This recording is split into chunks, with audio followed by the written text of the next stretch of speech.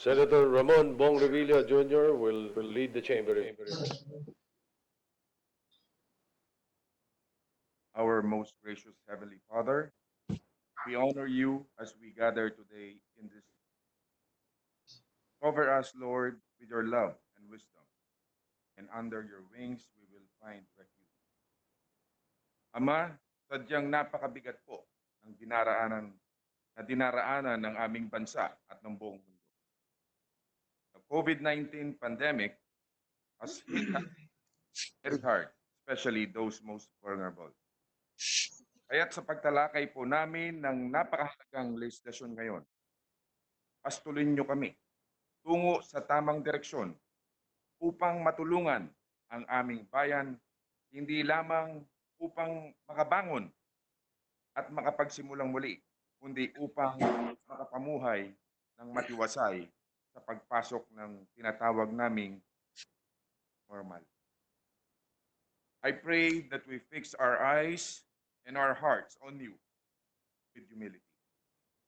Fill this place with your most holy presence, your wisdom. Father, it has always been your grace and your mercy that made us who we are. This time, I pray that you enable us to be dispensers of your unlimited grace to everyone around us. Nananalig kami na ikaw lang ang may kapangyarihan at hari ng aming bansa. Lord, in this ordeal, may we respond in faith and not in fear. Proverbs 24 verse 10 reminds us, you faint in the day of adversity, your strength is small. Naway ang aming pananampalataya sa inyo ang manaig at kaming mga Pilipino ay magkaisa sa pagpapatupad ng lahat ng mga alituntunin ng pamahalaan tungo sa tagumpay laban sa COVID-19. Lord, pour out your bountiful blessing and protection in us. Naway gabayan niyo po kami at bigyan ng liwanag sa lahat ng desisyon na kailangan naming gawin. Gadyan niyo po ang bawat Pilipino sa lahat ng panganib at ipagkaloob po ninyo ang agarang pagaling sa aming mga kababayan na nagdurusa sa nasabing karamdaman. We know that we will overcome this because we have you. And as you said in your word, blessed is the nation whose God is the Lord.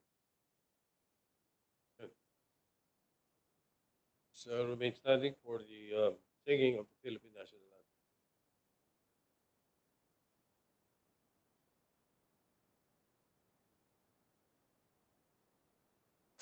Bayang maging kanan sa silangan, sa buhay buhay. Lupang hiligan, tulad na ng laki, sa pagtulong, pinapasisingin sa lahat ng mundo. Di wala sa langit o wala, manila ng alating naman. Ang nagkakawan, ulit ang hiripay na. Ang tubig na sayang, ang pati magtigilis, walang araw tapat. Ang sinta, ulit ang aking sakit mo. Ang tigala dapat, may makakakit at namatay dahil sa'yo.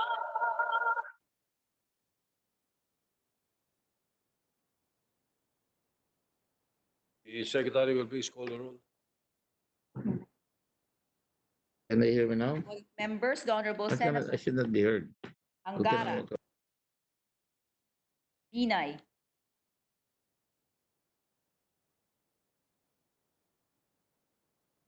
Cayetano, De Lima, De La Rosa, Vilon, Gatchalian, Present. Go, Present.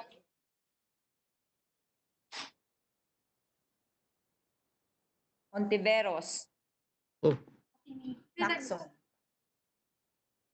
Lapid, Sir. Marcos, Pacquiao, Pangilinan, Pimentel, Poe, Meron na mikropono ito. Recto, Revilla, Tolentino, Villanueva, Saan tulong mo kasi siya kapag hindi ako nakasok? Zubiri, Present. Present Soto III, Tuloy mo sa... Si Mr. Senator President, Villar, si Sir Bong Mr. President, Nancy. Yes, Mr. President, Senator Gordon would like to be recognized. tulong. Ano ko, pumunta kayo doon? We are, Just, I just wanted to ask how was I marked, present or absent? we haven't announced it yet. With 21 senators present, the chair declares the presence of a quorum. Senator Gordon is present. Thank you, Mr. President. Villar, Senator Villar also would like to be recognized, Mr. President. I believe she's manifesting her presence. Yes, she was recorded as present. Thank you, Mr. President. It is only Senator Pimentel Thank you, Mr. President. who did not respond. Thank you, Mr. President. Right. Mr. President, I move that we dispense with the reading of the journal of the 63rd session, May 4, 5, and 6 of 2020, and consider the same as approved. I so move. Naka-off na ito. Hearing none, the motion is approved. Thank you, Mr. President. Mr. President, I move that we proceed with the reference of business. Secretary will proceed with the reference of business. Reference of business, bills on first reading. Senate number 1515, an act providing liability protection for private establishments and their owners from coronavirus-related claims of their employees, introduced by Senator Soto III. Committee on Trade. Senate number 1516, an act authorizing the Commission on Elections to use and implement an automated and online system for voter registration, providing funds therefore and for other purposes, introduced by Senator Villanueva. Referred to the Committees on Electoral Reforms, Science and Technology, and Finance. Senate number 1517, an act providing senior citizens free movie access to all movie theaters nationwide and providing funds therefore, introduced by Senator Gatchalian. Referred to Committees on Social Justice and Finance. Senate number 1518, an act establishing a network of pop-up bicycle lanes and emergency pathways for use during the duration of the COVID-19 pandemic and for other purposes, introduced by Senator Cayetano. To the Committees on Public Services, Public Works, and Finance. Resolutions. PS Resolution number 395, resolution expressing the sense of the Senate to urge the National Telecommunications Commission, NTC, to reconsider its cease and desist order against ABS-CBN Corporation and to allow the continuous operation of ABS-CBN Corporation, its subsidiaries and affiliates, ABS-CBN Convergence Inc., Sky Cable Corporation, and Amcara Broadcasting Network Inc., pending the disposition of its franchise renewal, introduced by Senators Ontiveros, Subiri, Rilon, Recto, Angara, Binay, Cayetano, Gatchalian, De Lima, Lapid, Pacquiao, Pangilinan, and Villanueva. The Committee on Rules. Yes, resolution number 396, resolution directing the appropriate Senate committee to conduct an inquiry in aid of legislation on the actuations of the PAGCOR in lobbying for an exception in favor of Philippine offshore gaming operators, POGOs, during the community quarantine imposed in the Philippines amidst the threat of COVID-19, introduced by Senators Pangilinan and Ontiveros. Referred to the Committee on Games. PS Resolution number 397, resolution directing the Senate Committee on Labor, Employment, and Human Resources Development and other appropriate Senate committees to conduct an inquiry in aid of legislation on the adequacy of programs for affected workers in the Philippines in light of the coronavirus disease, COVID-19 pandemic, the potential massive employment displacements, and the readiness of the country's recovery plan, introduced by Senator Villanueva. To the Committee on Labor. Yes, resolution number 398, resolution expressing the profound sympathy and sincere condolences of the Senate of the Philippines on the death of one of the Philippines' most talented directors, Maurice Ruiz de Luzuriaga Galyaga, otherwise known as Peque Galyaga, and honoring his contributions to Philippine cinema, introduced by Senator Zubiri. To the Committee on Rules. Communication. Letter from the Executive Secretary of the Office of the President respectfully transmitting to the Senate the sixth report of the President to the Joint Congressional Oversight Committee pursuant to Section 5 of Republic Act Number 11469, otherwise known as the Bayanihan Hilas 1 Act. Refer to the Committee on Finance. For the leader.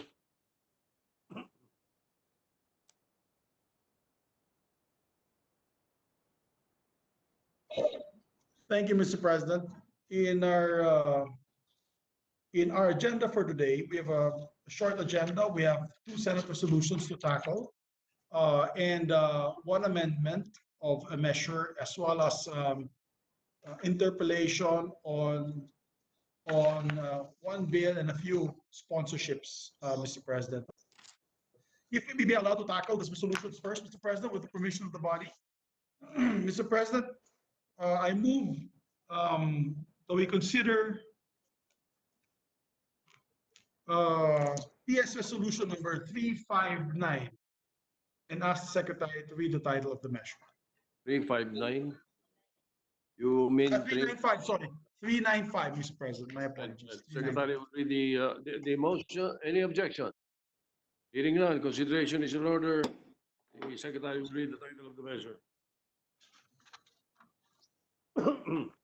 Resolution expressing the sense of the Senate to urge the National Telecommunications Commission, NTC, to reconsider its cease and desist order against ABS-CBN Corporation and to allow the continuous operation of ABS-CBN Corporation, its subsidiaries and affiliates, ABS-CBN Convergence Inc., Sky Cable Corporation, and Akara Broadcasting Network Inc., pending the disposition of its franchise renewal. Mr. President, with the permission of the body, we'd like to recognize Senator Risa Ontiveros for a short sponsorship of the measure. Senator Risa Ontiveros is recognized. Thank you, Mr. President. Mr. President, dear colleagues, karanalan ko ngayong araw na sponsor sa mataas na kahulugan in Senate Resolution number 395. Nagpapasalamat po ako sa mga kasama kong senador na umakda ng resolution ito.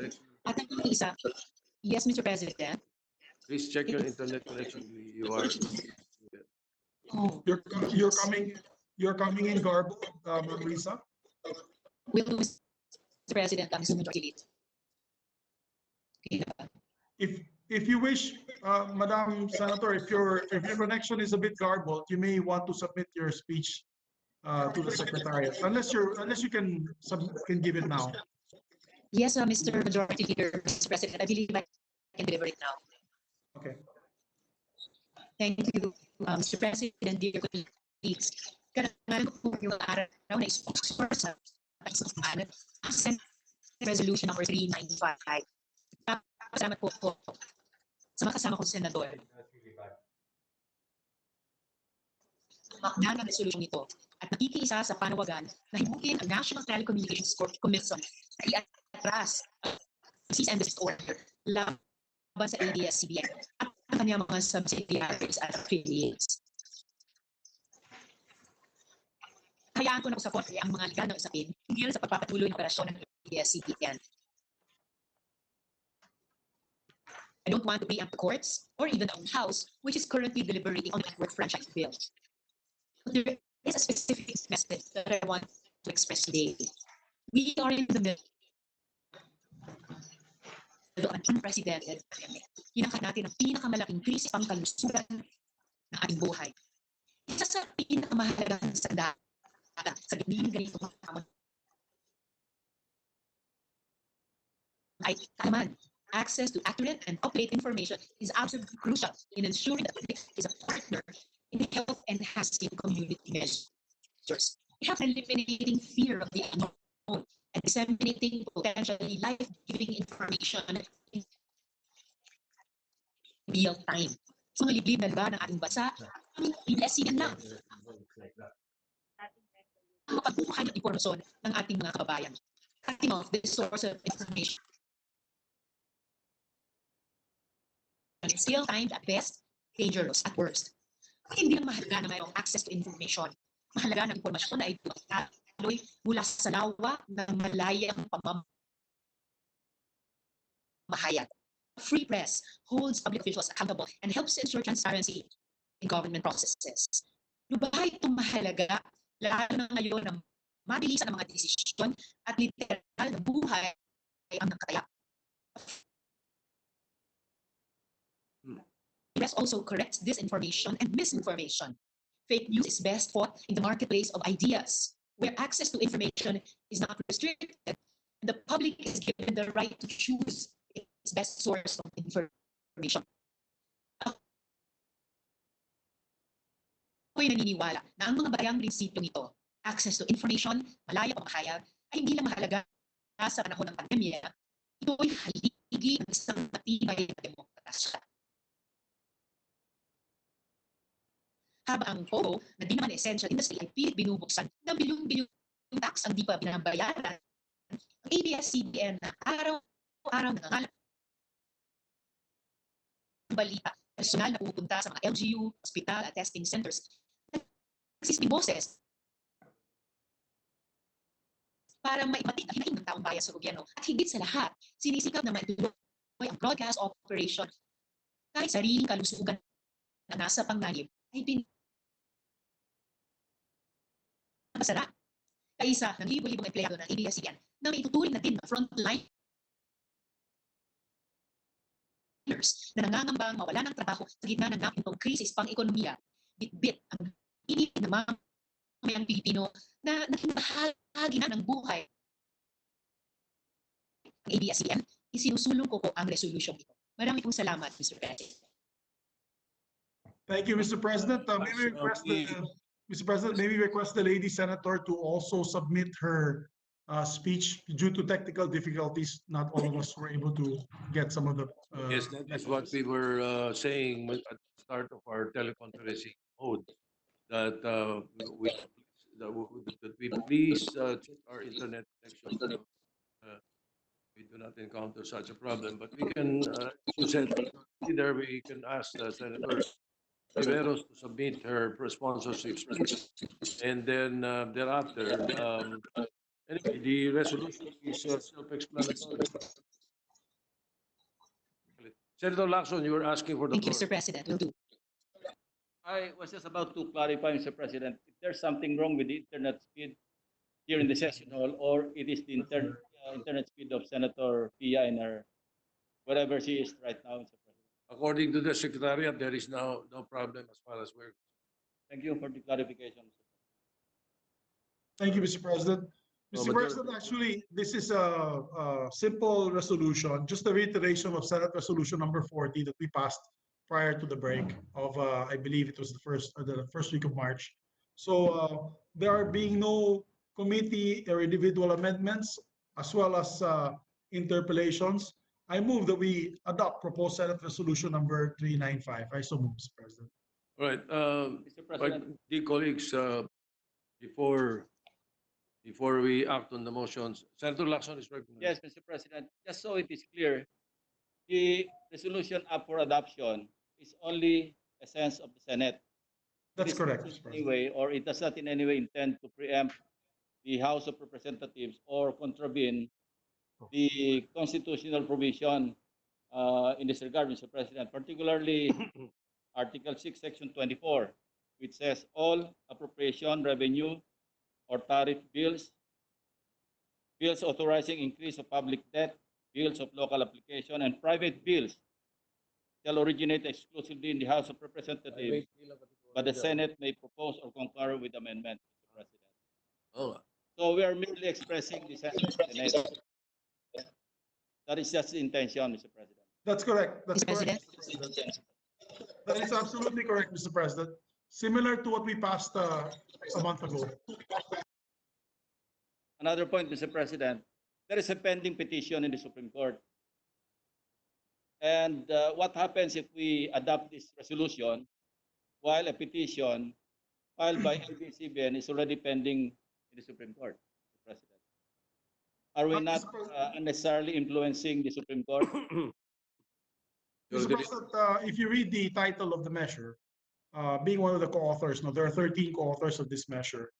Reading the title of the measure, it's really just a reconsideration of the decision on the granting of a provisional authority. It has nothing to do, it doesn't touch anything, it has nothing to do or doesn't touch on the issue of the franchise. So we already passed, which was unanimously adopted, I believe, last 2 months ago, resolution number 40, Senate resolution number 40, which basically asks the NTC to grant them a provisional authority. So that was already the sense of the Senate at that time. So Yes, we are that just was asking before. a reconsideration of their decision. That was before the NTC came up with a decision. That is correct, Mr. That President. was a resolution before the decision of the executive department. That is correct, Mr. Senator President. Lacson? Yes, but we are adopting it in plenary.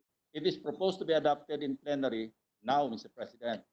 That exactly the same point being raised by ABS-CBN in this petition. Disease and desist order issued by the National Telecommunications Commission. That's my only concern, Mr. President. All right. Now, with the permission of our colleagues, may I make a manifestation? Um, if we are discussing, and we perhaps in the future, if we are discussing the franchise of ABS-CBN, if unless something earth-shaking comes up, I am inclined or I will vote in favor of the franchise of ABS. But we are tackling a resolution that is countering the prerogative of the executive department that they have already made as a decision. And I am inclined to have the same thinking as Justice Antonio Carpio, National Artist F. Sionil Jose, the Dean of the Sambeda University Graduate School of Law, Father Rangelio Aquino, and former Senate President Juan Ponce Enrile. And therefore, when the proper time comes, I am inclined to vote an abstention, or I would like to abstain on this resolution 395, just for the information of everyone. Senator Lacson? I go along with the thinking of the Senate President. At the proper time, I also intend to abstain from voting. Senator Tolentino? To follow the line of thinking and reasoning by kababayan Senator Lacson relative to this resolution, we resurrect the issue of separation of powers, because as what the good Senate President mentioned a while ago, the issue is now lodged in the Supreme Court, separate department, and the issue we are pursuing, proposed resolution is pursuing, is to have the executive department reverse or reconsider its previous. So, Mr. President, during the time of period of voting, representation is likewise inclined to abstain, not because I am not in favor of the resolution. I invoke more the powers of Congress under Section 11, Article 12 of the Constitution, wherein it is stated that franchises must emanate from Congress. Thank you, Mr. President. Majority Leader, if there's no other Yes, Mr. President. There was a motion to adopt, so therefore we have to either adopt or vote on it. There are 3 abstentions on the floor, Mr. President. So we could hear from our other colleagues whether they want to abstain or support this simple resolution. Senator Villar, recognized. Please Unmute. unmute your ma'am. computer. Ma'am Cynthia, you have to unmute your computer, ma'am. Okay. Yeah, no, okay na. Please, can you repeat what you were saying? We Please. have passed a resolution before urging the NTC to give them a temporary franchise. But I guess they made the decision and it's now in the Supreme Court. So let the Supreme Court decide and let Congress, the lower house, pass the franchise. And I would like to abstain.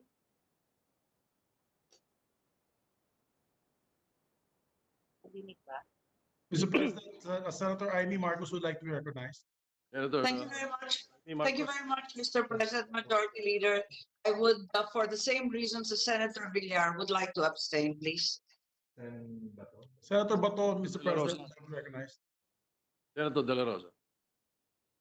Mr. President, I am inclined to vote in abstention for the simple reason that parang magiging double whammy na yan sa Senate kung for the second time, iisnabin tayo ng intisi.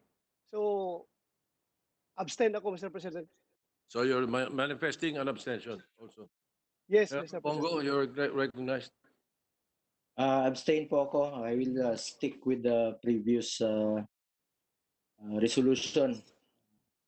Meron na po tayong previous resolution. Tama si Bato.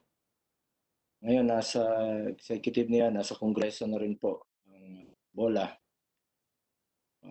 Antay na lang tayo sa magiging desisyon ng kongreso. Ng lower house, I mean.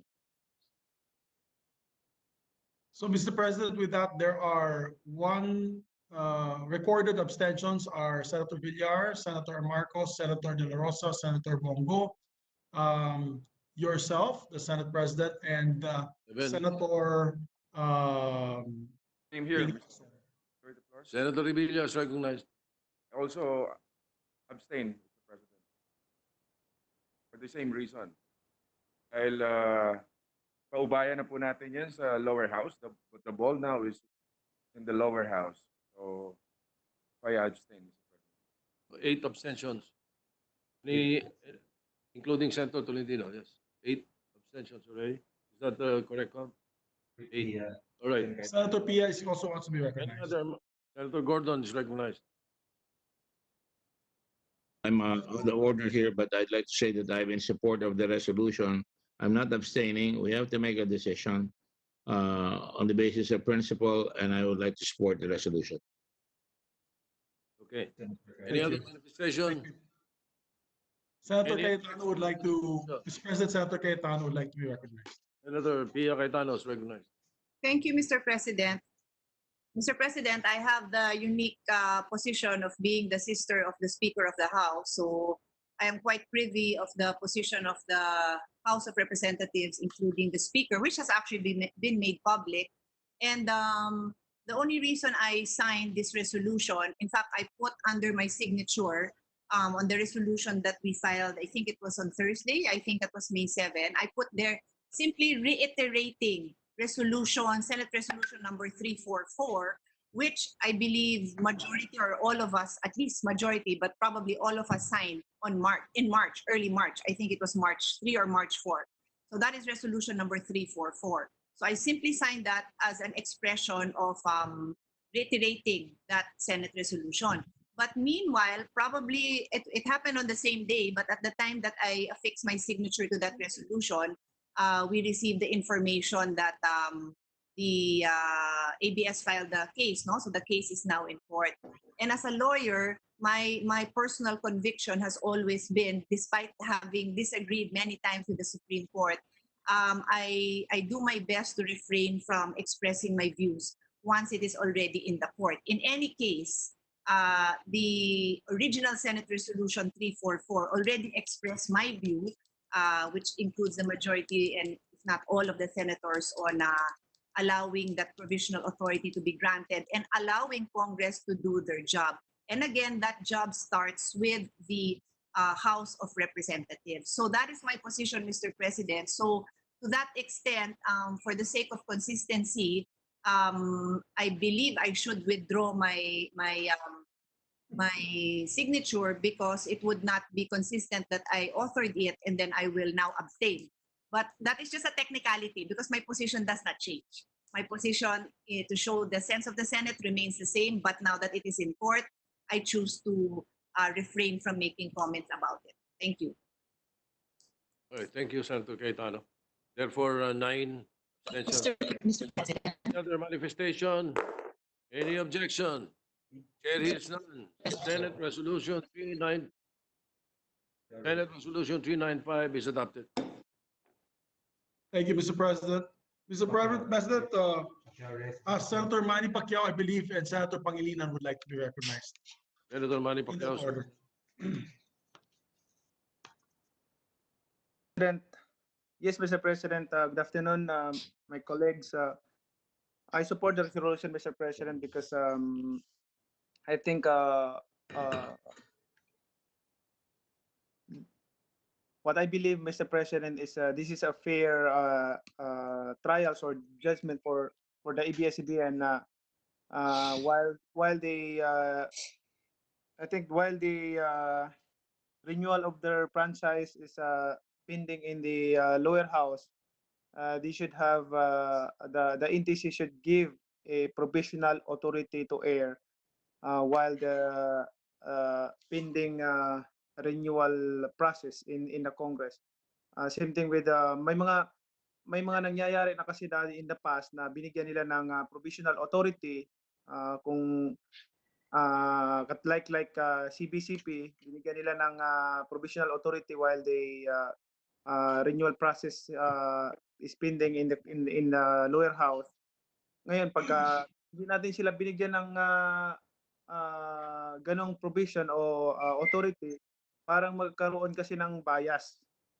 Hindi fair yung magiging, sa tingin ko, hindi magiging fair yung treatment natin sa bawat isa, no, bawat company na nagre-renew ng franchise nila. So sa tingin ko, I always support 100% of the resolution, Mr. President. Just want to let you know. Thank you. Thank you, Mr. President. Anyway, yes, Senator Pangilinan.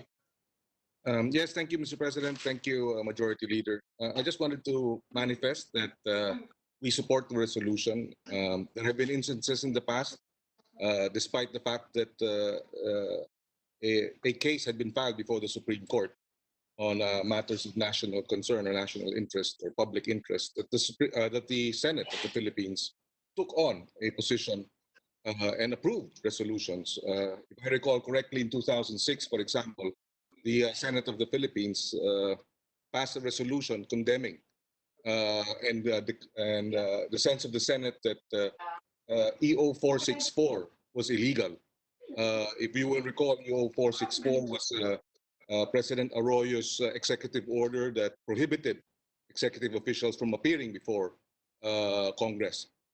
The Senate of the Philippines expressed its sense of the Senate in a resolution saying that EO 464 was contrary to the Constitution, notwithstanding the fact that the matter was before the Supreme Court.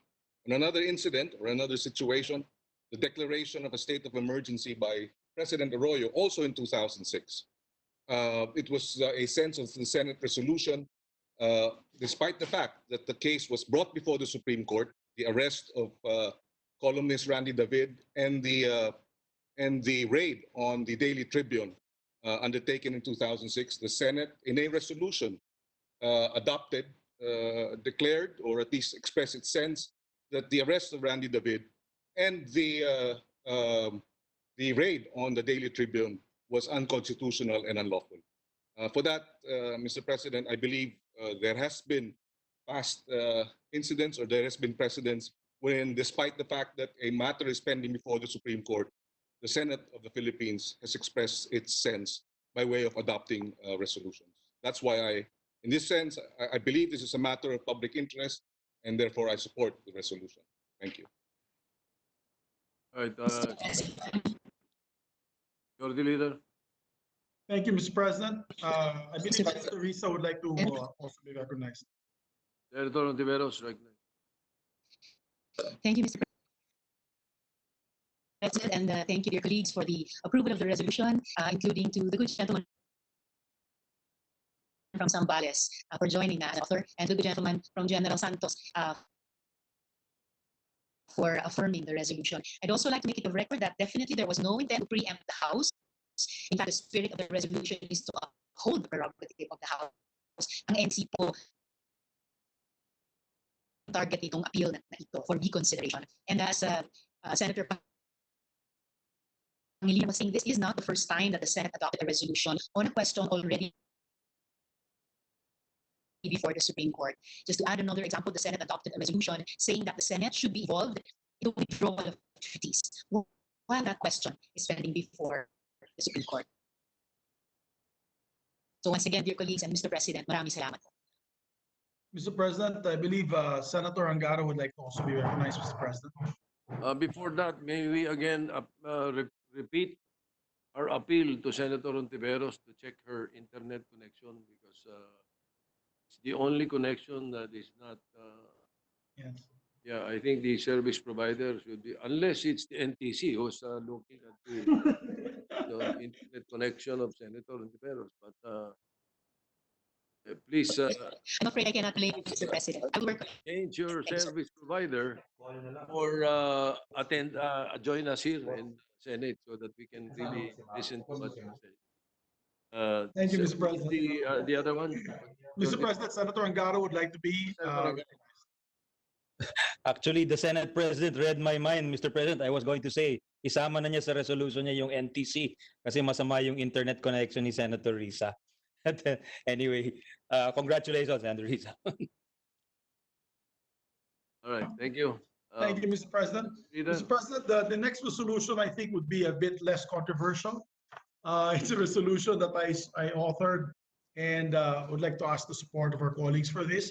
Mr. President, with the permission of the body, I move that we consider Senate Resolution number 398 and ask the Secretary to read the title of the measure. Any objection? Hearing none, motion is approved. The resolution is in order. The Secretary will read the title of the resolution.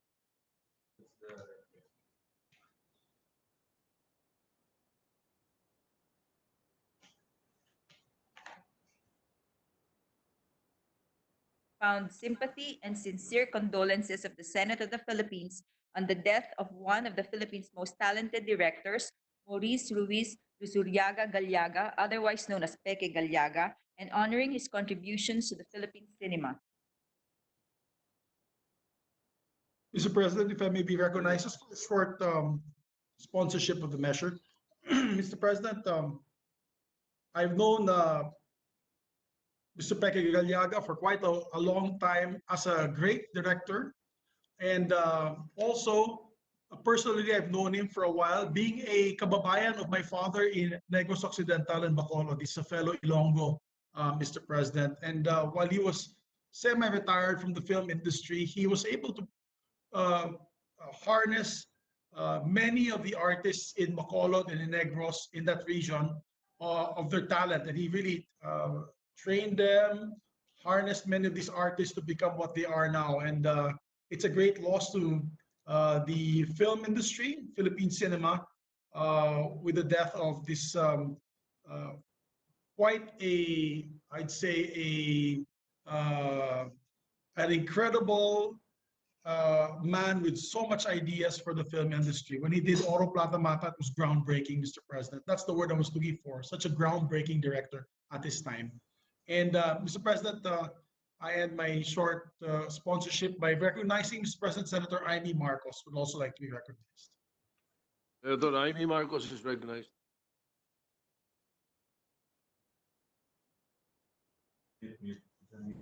Mr. President, Senator Amy, you're on mute. Sorry. Yes, I'm sorry. Yes, thank you very much, Senate President and our Majority Leader. Like Senator Subiri before me, I would like to reiterate our condolences to the family, as well as recognize and celebrate the extraordinary filmography that Peke Galyaga's talent resulted in. I was the executive director of Oro Plata Mata, which at that time was the most expensive film ever made for a first-time director. It was considered a major risk, and yet this big risk paid off with many awards overseas, including the Ghent Flanders Award for Best Film, as well as many other awards in Cannes Film Festival. Later on, Peke proceeded to produce many other films, such as Scorpio Nights, Virgin Forest, Tiana, all the Shake, Rattle and Roll classic films, the Pinoy Blonde, and so many others that we will never forget.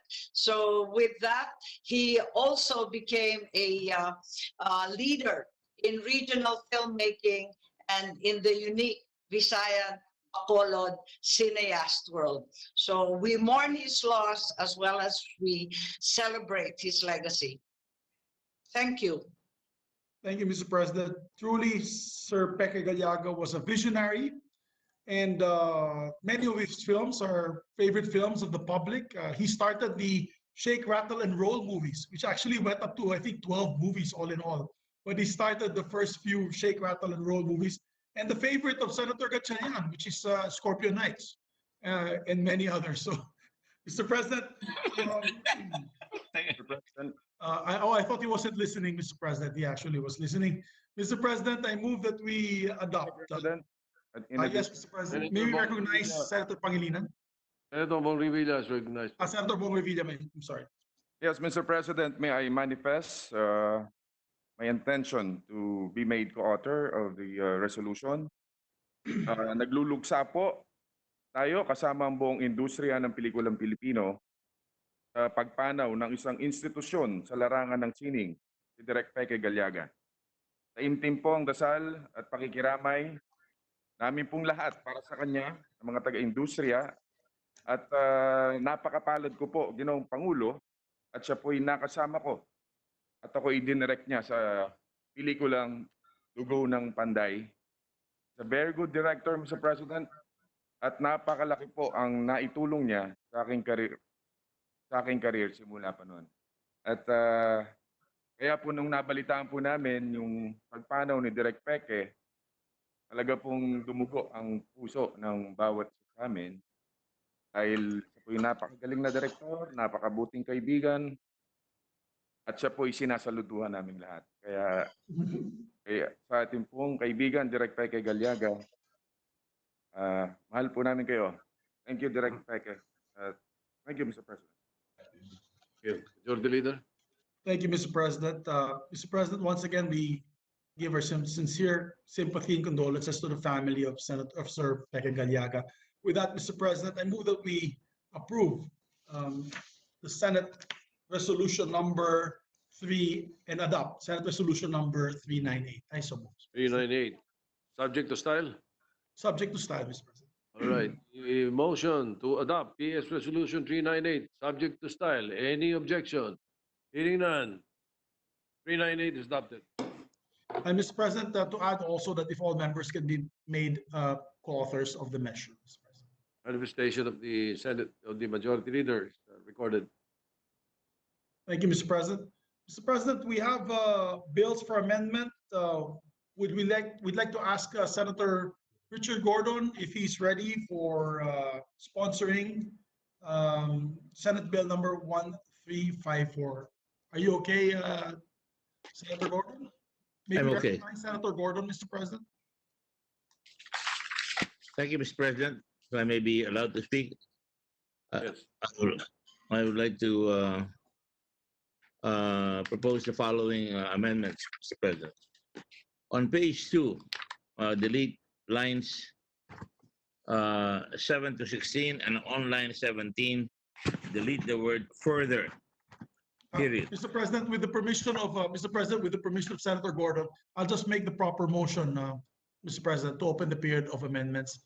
Mr. President, Sorry. I move that we resume consideration of Senate Bill number 1354. I so move, sir. Any objection? Hearing none. Consideration is in order. Mr. President, I move that we open the period of amendments and recognize our distinguished colleague from Zambales. My apologies, Senator. Senator Gordon is recognized for the period of committee or individual amendment. Individual amendment. Mr. President, thank you very much. Let me just say that I would like to propose the following amendments. On page 2, delete line 7 to 16, and on line 17, delete the word further. The provision will now read as follows. Article 183, false testimony in other cases and perjury in solemn affirmation. The penalty of prisión mayor in its minimum period to prisión mayor in its medium period shall be imposed upon any person The amendment is the prison mayor in this minimum period. The prison mayor in this medium period shall be imposed upon any person who knowingly makes untruthful statements and not being included in the provision in the oath not being included in the provisions of the next preceding article shall testify under oath or make an affidavit upon any material matter before a competent person authorized to administer an oath in cases in which the law so requires. So stated, Mr. President. May we Mr. hear President. the actual amendment that you are proposing? You are first line 7, Sure, Mr. 16 of page 2. All right. No, Mr. Yes, President. Yes. Okay. And what Mr. will President. line 7 to line 16 now? Mr. President. The minority leaders recognize Senator Drilon. Mr. President, the amendment is on page 1, not on page 2, and on page 1, lines, I think it's lines 6 and 7. These are committee amendments, which is it is being introduced or a new amendment is being proposed. We're not clear, but it is on page 1 rather than on page 2. I couldn't follow it myself. So Can that's you our make the proper correction? You are pertaining to page 1, not page 2. No. Mr. President, the amendment is on page 2 with all due respect to my colleague, Senator Dillon, and on Okay. line 7, on line 7, up to line So 20. line 7 to 16, you are deleting those 2 paragraphs, right? Yes, Mr. President.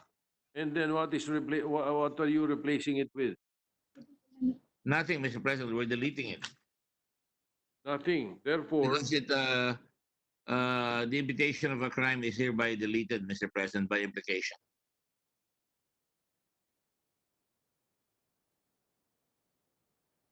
so Because you're retaining prisión mayor in its minimum period to prisión mayor in its medium period on line 6 and 7, and then after that, after line 6 of page 2, therein, you jump to line 17, That's starting correct. provided, removing further. That's correct, Mr. President.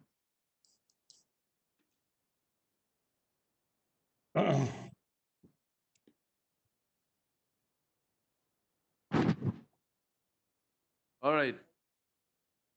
Mr. President. Any objection? President. Senator Dillon. On page 1 of this bill, Mr. President, is the proposed amendment to Article 183. This is part of the committee report. This is an amendment to the bill or to the law. This is an amendment to the law on Article 183. Shouldn't this be introduced formally so that the body can adopt it as an amendment? Otherwise, it will be left hanging. That's my submission, Mr. President, to the majority leader. What do you mean? You mean these highlighted lines of 6 and 7 is not already incorporated in the committee report? In the committee. It's in the committee report, Mr. President. It's already there, minority leader. So we don't have to formally adopt it? Huh? This will have to be presented to the body in plenary as a committee amendment? No. It's an individual amendment right now, Mr. President. I'm sorry. It's part of the committee report. It's part of the committee report. Because this is a substitute bill, and when they presented the committee report, this was already included. Yes. But nevertheless, to play safe, let us listen to what the minority leader is saying. Why don't we adopt or approve lines 6 and 7 as manifested here now in the copy of 1354? There's nothing wrong if we do that. No objection, Mr. President. All right. So would you like to make the motion, minority leader? Yes, Mr. President. Majority leader? So move, Mr. President. I so move, Mr. President. So move. Lines 6 and 7 be adopted from prisión up to the word period. Any objection? Hearing none, adopted. All right, let's. the line 7 to 16. It's totally deleted, Mr. President. The objection. Oh, Senator Lacson is recognized. As I manifested during yesterday's session, Mr. President, I object to the deletion of lines 7 to 16 on page 2, Mr. President. For the simple reason that the person making perjurious imputations against another person should be completely or equally liable for the crime that he's imputing, Mr. President. And that's the meat of my bill, by the way, Mr. President.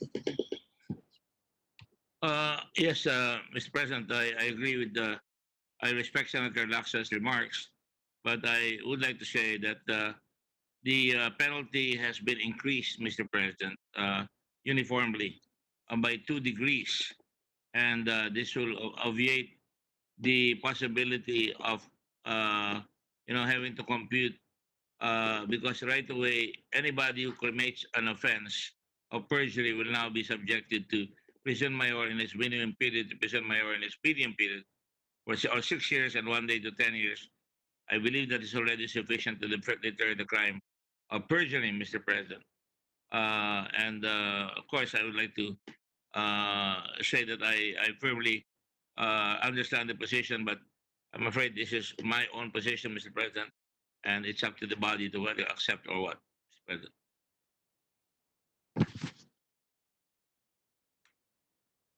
Yes, Mr. President. Therefore, yes. One time or another, we were victims. The Senate President was a victim. Yes.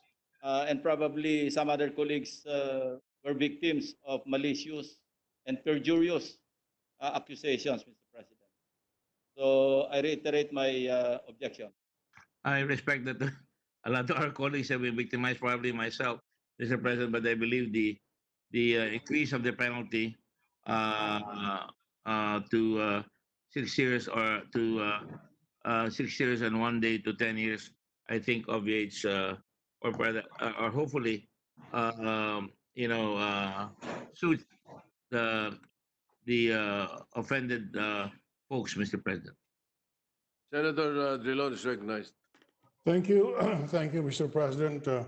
We support the amendment proposed by the committee for the simple reason that to retain the wording as found in the committee report would punish perjury much heavier than the penalty imposed for false testimony. And it has been ruled by the Supreme Court, it has been stated, that while falsehood is reprehensible, it is particularly odious when committed in a judicial proceedings as it constitutes an imposition upon the court and seriously exposed to a miscarriage of justice. So by logic, the penalty for false testimony in court is heavier than the penalty imposed in other falsities, as in perjury. But if we retain this provision, then a falsity is being punished even if committed outside the court under the for a with a penalty heavier than what is imposed in a false testimony before a court of law. It is for that reason, Mr. President, that we are supporting the amendment of the committee. Thank you, Mr. President. Yeah, Mr. President. Yes, Anyway, Senator. as a last remark, it is my opinion that 6 to 10 years is too light a punishment, and it won't deter the Las Cañases and the Matubatos of the world to keep perjuring themselves, Mr. President, even at committee hearing. Thank you, Mr. President. Senator Pacquiao is recognized. Thank you, Mr. President. I support the amendments of the minority leader, Senator Drilon, and Senator Gordon, Mr. President. Dahil tingin ko nararapat lang, Mr. President. Mr. President, Yes, Majority Leader. yes, Mr. President, not all our colleagues are familiar with this particular amendment. Is it possible that we can withhold action on this amendment to a later time and tackle first all the other amendments that we deem are not as controversial? And then maybe in a caucus of which we can discuss and maybe they can work out a particular amendment or we vote on it, Mr. President. I, I believe the people with unshaven white birds stink alike because I was about to say White birds, beard, boss, we beard. won here because Senator Lacson is the author of the law or the bill. I'm also an author of the bill, and I am inclined to support the author rather than the sponsor. No? So I think we should refrain. Well, Senator Revilla is recognized. I join my kababayan, Mr. President, from Cavite in his objection to the amendment. Hindi po mahihinder natin yung pagsisinungaling. Sorry, Mr. President. Yeah, kaya nga, medyo majority leader, medyo... Yeah, that was my proposal, Mr. President. Unlike if we were all in the session floor, I could have suspended and we could have discussed it. Unfortunately, nasa virtual session po tayo.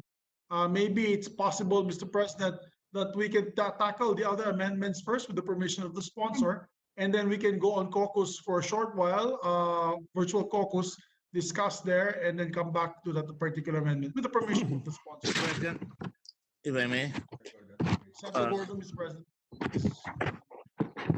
Am I recognized, Mr. President? Mr. President. You're recognized. Mr. President, as I am also a co-author of this bill, not just a sponsor, Mr. President.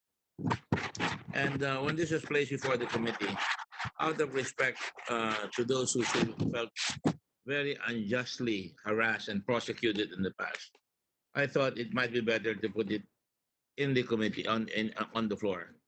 But I've always been clear on my position that I think the increases in the penalty should obviate the fact that we can remove or should really make way for the fact that we have removed the imputation of a crime because tumaas na eh. Tumaas ang penalty. Dati 2 years to 2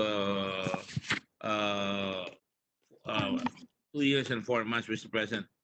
And now it's now 4 years to 6 years to 10 years, Mr. President, which is a very long penalty actually. And so, Mr. President, wala na kami ibang amendments eh. Yun na lang amendments namin. And I think I would like to stick to my position out of respect for everyone here, especially Senator Lacson. I hope that we can vote on this, but it's up to the floor.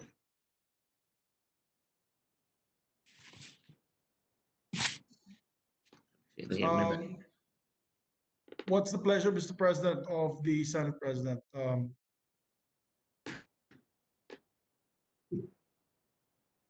May we suspend, Mr. President, for a while and ask the Secretariat to set up a caucus meeting with the members? Or should you want to continue discussing this on the floor, Mr. President? Mr. President, the position of Senator Lacson is personally justified. He felt that he has been unjustly abused. And on the other hand, our position, although we have not been personally abused in such a manner, although we've been abused in different manners, I think has come up with a position that we should increase the penalty. And we have increased it by 2 degrees, Mr. President. That's a lot of degrees, Mr. President, because it goes up from 4 months to 1 day to 2 years and 4 months. It goes up to 6 years and 1 day to 10 years, Mr. President. So that would deter anybody who thinks that he can impute simply. Otherwise, what will end up would be if the accusation is punishable, the accused is based an imputation that would involve the death penalty or the life imprisonment. The penalty would be life imprisonment for the person who is perjuring himself. So it's a kind of harsh, Mr. President, insofar as I'm concerned. But I think 6 years and 1 day to 10 years is kind of stiff. It is not a slap in the wrist. 6 years and 1 day to 10 years is a long time. If you are 50 years old today, the majority leader is 50 years old. He will be 50. He'll be 60 by the time he gets out if he's punished severely by the court. That's a long time, a decade, Mr. President. Thank you. Mr. President, may we recognize the minority floor leader? Mr. President. In addition, Mr. President, to what Senator Gordon said, the amendment that has been approved will remove the offense from being a subject to probation, because the probation law would allow the benefit of a probation for imprisonment up to 6 years. In the amendment, the minimum is 6 years and 1 day, and therefore the one who is convicted for perjuring himself cannot avail of the benefit of the probation law. So that apart from increasing the penalty by 2 degrees, the amendment proposed by the committee would remove the crime from being benefited by the law on probation. So that is the reason why we believe, as Senator Gordon said, the increase in the penalty should deter the person from perjuring himself. That's why we submit and supported the proposal and amendment of the committee. Thank you, Mr. President. Mr. President, just to be clarified, may we also ask the position of Senator Lacson, Senator Ping Lacson, on what his objection is with the measure and why he's objecting to the proposal of the committee? Just to be clarified, I'm not a lawyer, so I'd like to learn to hear from both sides. Mr. President. Can't hear anything.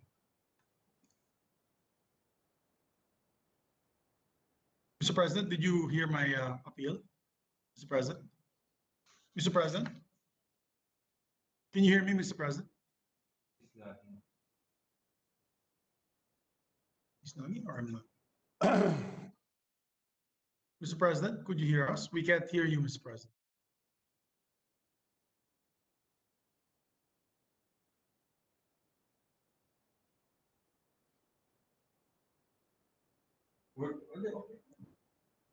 Mr. President, the signal, there's no.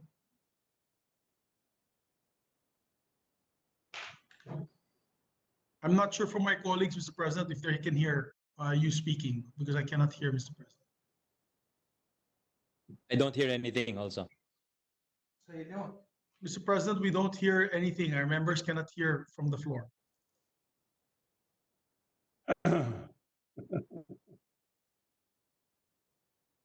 Can you check everybody? Mic test for everyone. Can't No, hear. we can't hear. Can you check with your colleague? It took a suspension first. Suspended. He suspended it. Yeah, he's the one who's done. Because baka naka-ano siya, you should take out the mute. Well, we can't hear the floor. I can hear him here. I can hear him here sa Zoom. Pero sa inyo, sa Cisco, he's down in Cisco. He's up. Lang marinig. Yeah, NPA is okay. May I just ask, Senator Sani, you can hear me? We can hear each other, right? Senator Ralph, Senator Manny, you can hear us? Yes. I can hear you, Mix. I can hear Yes, SP. I can hear you. Wala si SP. Wala So, si yung plenary wala. Yung plenary yung wala. Oh. Plenary lang wala. Plenary We lang can't wala. hear plenary. Baka NTC, nasa butahe na tayo after the vote. They're the problem. Naka-mute yung kanya eh. We can see it, eh? Naka-mute yung mic. Yes. Yeah. Yeah, the mic is on mute. Baka nagsinat ka mute your mic.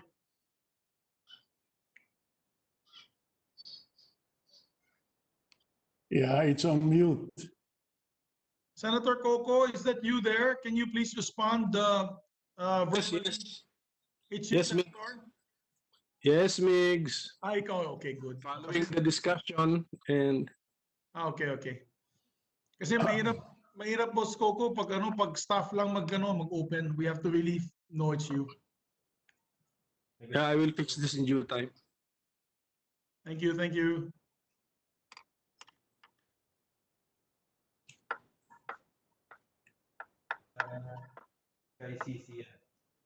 So we just have to wait. We're suspended now, guys. You can have merienda. I have some cheese to share with everybody, pero wala. I virtually share cheese with you guys. Punta ba tayo sa Migs. Yes, Tito Frank. Ordinarily, we would suspend and look for a compromise. But given the fact that we are online, we're on video teleconferencing, it's difficult. Yung hindi naman kayo nagmamadali dito, let's defer this. Anyway, is that something that we have to pass immediately? Let's defer it and come up with something that everybody can agree with. Yes. That was my position, Tito Frank. My position was to If suspend it's acceptable to Dick Gordon and to Ping Lacson, let's do it. I do not know if this is such an urgent bill that we have to decide it now. There are strong feelings from our colleagues. We can probably take this up again when we are no longer on virtual sessions and come up with a compromise. But I am submitting, if that is acceptable, fine with me, we can vote. Migs, Siguro, yes, Sunny. why don't you just set aside the penalty? I think the disagreement is on the issue of the penalty. Any other amendments, pasa na natin in deference to Yun Tito nga Dick. eh. That's what I was thinking of Tito. I was gonna ask, All Tito the Dick. other amendments, let's pass them already. But just for the penalty, maybe you can talk about it in a caucus for a while to come to a compromise. Tito Dick, just to that. Yes, Tito Dick, you're on. Yeah, Tito Dick, on what is the apprehension of Senator Lacson? We're suspended on the floor, so it's okay. This is not. Ang problema doon kasi, naglagay siya ng imputation of a crime. Wala naman yung penalty nung nilagay niya doon. Yung imputation of a crime na falsely accusing somebody. Normally, ang gusto mangyari nila Ping is maging kung inaccuse mo yung tao ng life imprisonment ang ibibigay sa'yo. So, ang mangyayari, masyadong harsh. Baka we may even run afoul of the constitutional provision on harsh, Unusual. Cruel and unusual. Doon papasok yan. Tingnan naman ninyo, itinaas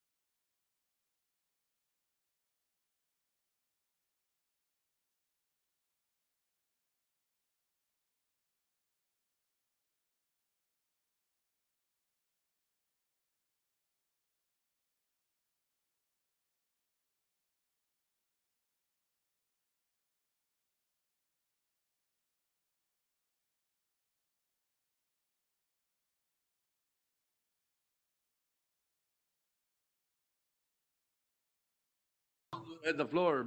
You were explaining something before. Yes. President, I'm inclined to support the suggestion of the majority leader to subject this issue to further discussion, Mr. President. Senator Tolentino is recognized. President, to enable our colleagues to study in depth the ramifications of Senate Bill 1354, I move to defer consideration of the same. All right, Majority Leader. Yes, Mr. President, there's a motion from Senator Tolentino to suspend consideration of the measure. Yes. Yeah, to suspend. There is no objection on my part, Mr. President. All right. Any objection? Hearing none. Motion is approved. We defer action on the matter. Majority Thank you, Leader. Mr. President. Mr. President, Oh, ano sagot dito? Dayan. Dayan? Dr. Villar, you're well advised to put off your microphone. Mr. President, yes, while we're having some technical difficulties with Senator Villar's microphone. I move that Dayan be recognized, Mr. President. Mr. President, I move that we. It's all right now. She has muted her computer. Okay. Thank you, Mr. Majority President. Leader. Mr. President, I move that we consider Senate Bill number 1411. I so move, Mr. President. This Any is the Solo objection? Parents Act. Hearing none. Consideration of 1411 is in order. Yes, Mr. President, this is the Solo Parents Act, and may we recognize Senator Risa Ontiveros to sponsor and to interpolate the distinguished gentleman from Zambales, Senator Richard Gordon. All right. This is the parliamentary status is that we have already sponsored Sponsored it. Yes, Mr. President. We are now in the period of interpellation. All right. Senator Risa Ontiveros is recognized as sponsor of the measure and to interpolate the gentleman from Zambales, Senator Richard Gordon. Thank you, Mr. President.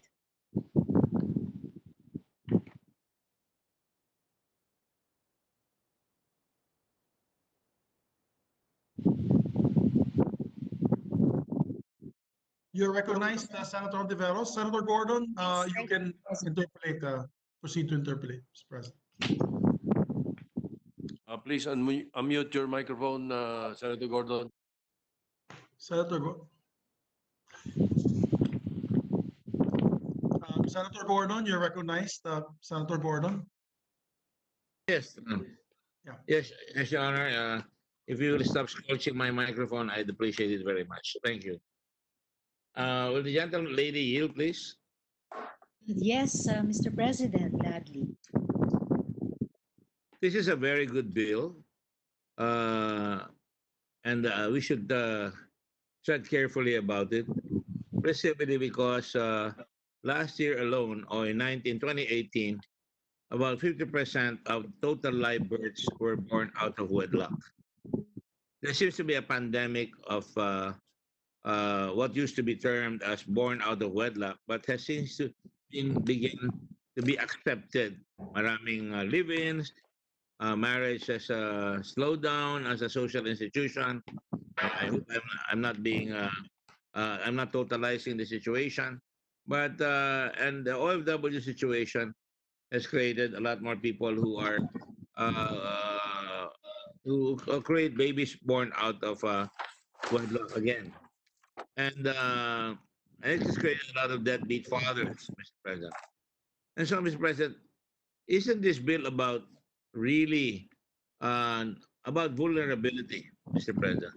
Because in the presentation of the objectives of this bill, ang nakalagay sa objectives, if I'm not mistaken, ang inuuna natin is promote the family as a foundation of the nation. That's good because talagang it's cracking. The solidarity is cracking, you know, apart from the fact that there are many adulterous relationships that result also in childbirths. And then the second one is the obligation of the state to adhere to international agreements and national laws and families. I would put that on the last objective because to my mind, the more pressing objective is the vulnerability of women, Mr. President, or solo parents. Would you agree to that, Your Honor? Yes, Mr. President, and I thank the good gentleman from Zambales for sharing my and all the bill's authors' concern for the status of women as members and even heads of families. I agree, the 50% of babies born in the Philippines to unwed mothers would really be staggering, although the latest data I do have, Mr. President, from the Philippine Statistics Authority pegs that at 38%, still a large number, no? So one third of all babies born in the Philippines born to unwed mothers. I also thank the good gentleman for mentioning the plight of our overseas Filipino workers' families, really paying a high social cost for the continued export or migration of labor.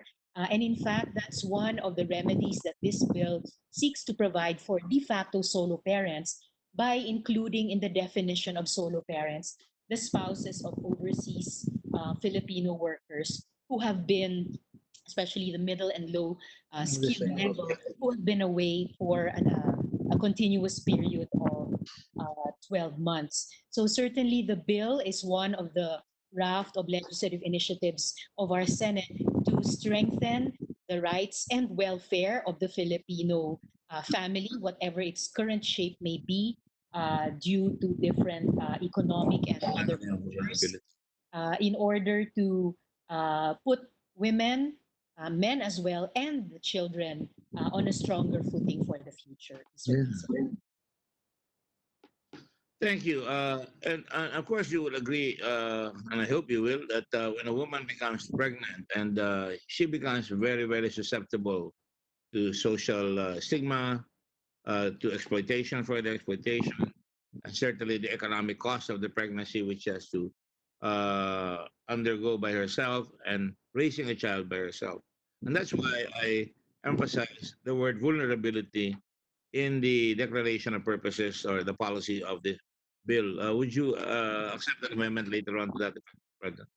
Thank you, a good gentleman. At the proper time, I would gladly accept that amendment, both as a description of the situation of solo parents, the majority of whom are solo women parents. The PSA in 2015 said that out of 3 million household heads without a spouse, 2 million of those, a full two-thirds, were female. And the Federation of Solo Parents alone has a membership base of 80,000. So I would gladly accept both as a description, Mr. President, and also in a way as an affirmation that we want to enable the opposite situation, the empowerment of solo parents, especially women solo parents, especially in terms of properly raising their children. And of course, the recognition that they're indeed vulnerable will mean a higher sense of urgency on the part of the bureaucracy to help them out. Di ba? Kung nakalagay yung vulnerability at naintindihan nila maigi yan, siguro mas matindi at hindi bureaucratic ang dating nila sa mga nanghihingi ng tulong sa kanila. Tama po ba yan? Tama po yun, Mr. President.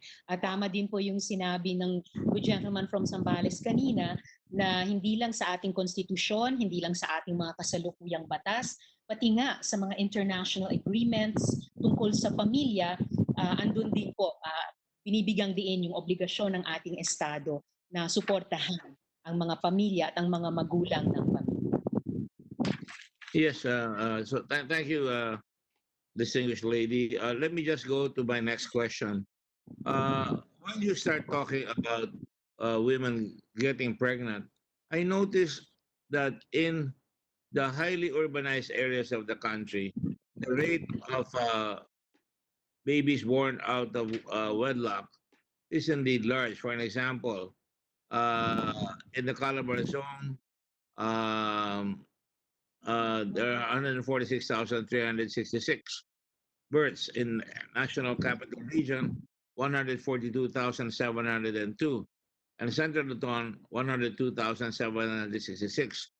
Which means, Mr. President, sometimes women, I suppose, in their desperation, would accept somebody who has somebody who could, especially if she's already a solo mother, or for that matter, even if she's not a solo mother, would accept the situation where she'll have a relationship and she could have a child so that there will be somebody to support her, Mr. President.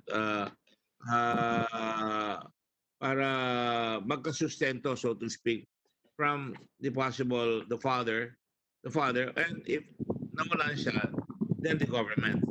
Would you agree that that might be the situation occurring in these areas? Because matataas nun dahil marami may trabaho doon. So, kung kukunti lang may trabaho, hindi mangyayari masyado yan. Tama po yung good gentleman from Zambales na yung tatlong rehiyon na binanggit ninyo, Central Luzon o Region 3, yung National Capital Region, at saka yung Region 4A Calabarzon, they do account, Mr. President, for the highest absolute numbers of solo parents. And in each of those three regions, as actually across all the regions in our country, again, women solo parents account for the greater majority of solo parents. Interestingly, Mr. President, in only one province in the Philippines na mas marami pala ang solo fathers kesa sa solo mothers, the province of Tawi-Tawi. And I don't know what the particular reason there is for that, but the fact stands that in almost all except one of the provinces of the Philippines, pinakamarami sa solo parents ay mga kababaihan. And indeed, because solo parents are also at a quantifiably higher risk of financial hardship, it may be, given also the different cultural constraints which solo parents and particularly women solo parents labor under, there may be some push or pull to begin a new relationship, also for additional reasons than the purely emotional or commitment level. But whatever the reason may be, the purpose of the bill is to reduce the vulnerability of solo parents, including solo women parents, for this kind of even more problematic situation by providing additional benefits, additional exemptions to enable them to raise their family to a good standard of living, even while or if they are solo parents, Mr. President. So, thank you for that, Madam Senator. Let me now go to the matter of rape, Mr. President. And here, under Section 3A,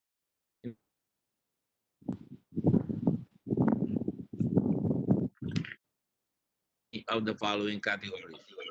One, a female who gives birth as a result of rape. Another, crimes against chastity or persons, Mr. President, or crimes against persons. Even without the final conviction of the offender, provided that the mother has the custody of the child or children and here's the sole parent. What is the reason? Why is there a change between births resulting from other crimes against chastity to births resulting from crimes against person? In the definition of a sole parent under Section 3A, malinaw na against persons, crimes against person. Pero dito, naging as a result of rape, of rape and other crimes against persons. Ilan ba lang ang nabubuntis because of rape? Mas marami talaga yung casual, irresponsible, if you will, or liberal sex ang norm. So, ilan lang ang nabubuntis sa rape. Pero dapat siguro bigyan rin ng matinding restriction or rule against those who commit rape, di ba? That's a crime against persons now. And because of this, kawawa rin yung babae because maraming yan ay hindi na mag-asawa o nakakapag-asawa because of what happened to her. So the punishment is really greater. The moral punishment, the stigma is even worse, di ba? So, wouldn't it be better, therefore, to retain other crimes against chastity and such as adultery and concubinage, acts of lasciviousness, seduction, corruption, and white slave trade, rather than stick to the crimes against person? Actually, Mr. President, what is reflected here is that positive evolution in our law that rape is no longer considered as a crime against so-called chastity, but really against a crime against persons. And it's usually that form of violence against women that could result that kind of force unwanted sex could result in a pregnancy and could result if the woman carries the child to full term in her becoming a solo parent. So the proposed amendment in this bill simply reflects that positive development in Philippine law na hindi na lamang tinuturing na crime against chastity ang rape, kundi talagang ganap na crime against person. And if that terrible crime is committed against a woman at bunga niyan, mabuntis na siya, manganak, then she would, if and when we approve this bill, be entitled to the additional benefits and exemptions under this law, Mr. President. Uh, let me just point out, and you know, really point out the fact that those are crimes against person. You have parricide, murder, homicide, rape, infanticide, and abortion, dual physical emergency. Hindi physical injury, no? Hindi magre-result ang ng issue ng child except for rape. Yes. Pero doon sa crimes against chastity, adultery, concubinage, may children dyan. Acts of lasciviousness, pwedeng mag-lead to murder of children, seduction, corruption, and white slave trade.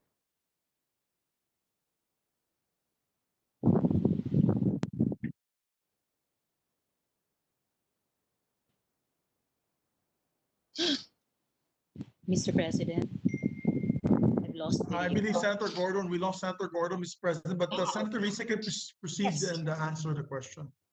Sorry, Mr.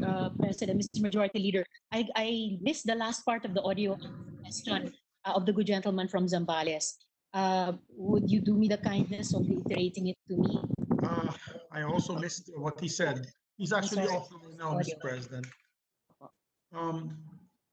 Mr. President, possibly while we're having technical difficulties with Senator Gordon, and there are also several others who would like to interpolate. We have Senator Joel Villanueva and also Senator Pia Cayetano. If it's with the permission of the sponsor, we can, but they're not ready today. I believe Senator Joel had an emergency and had to leave. But Senator Pia is not ready today. With the permission of Senator Risa Ontiveros, the sponsor, if we can suspend consideration of the matter for the meantime. Will we recognize, Mr. President, Senator Pia Cayetano? Cayetano, sir. Mr. President, before we recognize Senator Cayetano, Senator Gordon is back online. Okay. With the permission of Senator Cayetano, maybe we can just continue with Senator Gordon. So. Yes, Senator Gordon may continue, please. Give me a few seconds, please. I'm just trying to get the image. Yes. You're online. Go ahead. It's always nice na mabulaga ka ng magandang mukha. Thank you, Mr. President. Again, repeating the question, under crimes of chastity, talagang may kanyan, no? Pero kung sa persons, isa lang doon na magkakaroon ng talagang tinatawag na anak, no? Yung rape lang. Pero you have a wider net with crimes against chastity. That's all I'm just suggesting, Madam President. Perhaps, well, I thank the good gentleman from Zambales for his kind intention. But since I'm one of many women and feminists who celebrate that evolution of our law, na ang rape ay tinuring hindi lang crime against chastity, kundi crime against persons, I would retain that language with the kind indulgence of the good gentleman. Well, we can both agree that rape is a crime against person, but I am just saying it is not totally suited towards the intention of this bill, because this is about not an assertion of women or respect for women, but really it's an assertion that children can come out as an issue in the crimes against chastity. And therefore, I think it really is one for chastity. So I will perhaps come out with an amendment to that effect.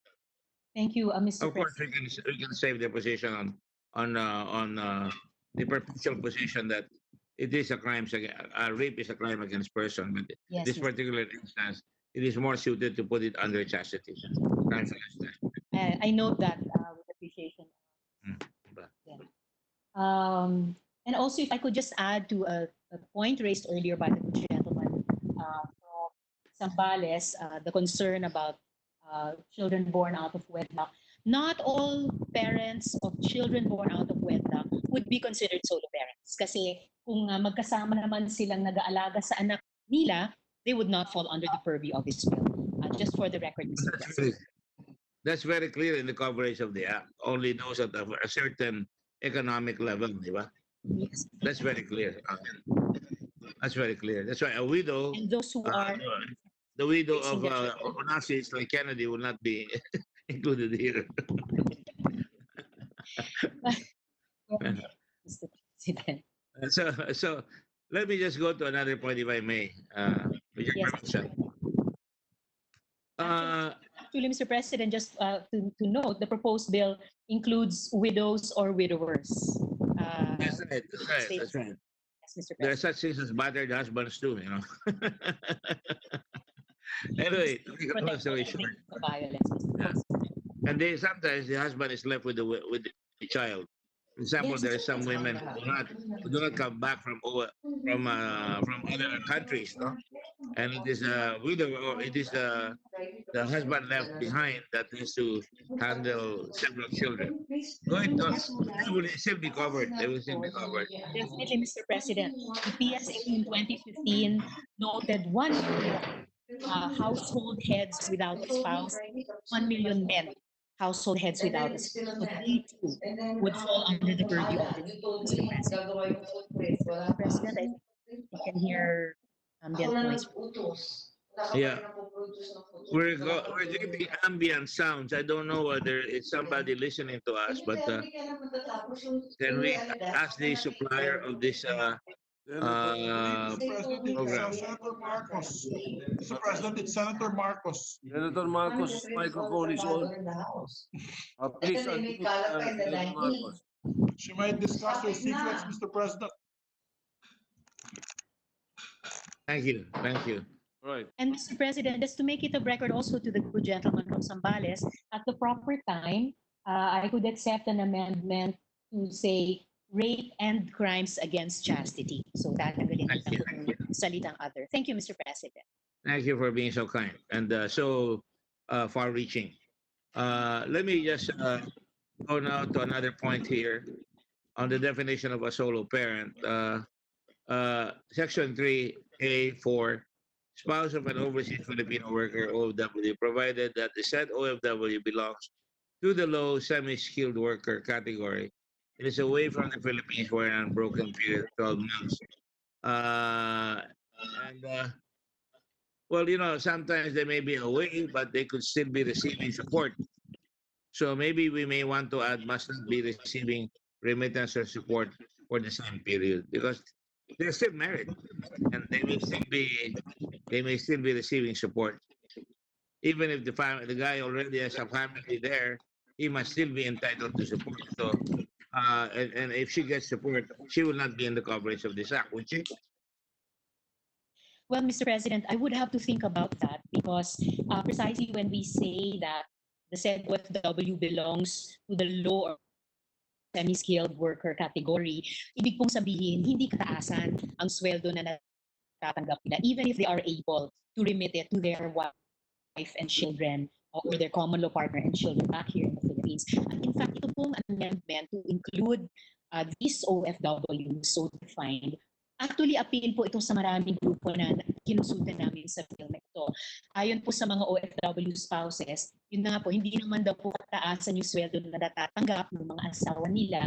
Tapos, hindi na talaga sila taguyod yung mga pamilyang mag-isa. So I would also appeal to the good gentleman from Zambales to consider still or to reconsider supporting this portion of the bill benefiting low and semi-skilled worker OFWs.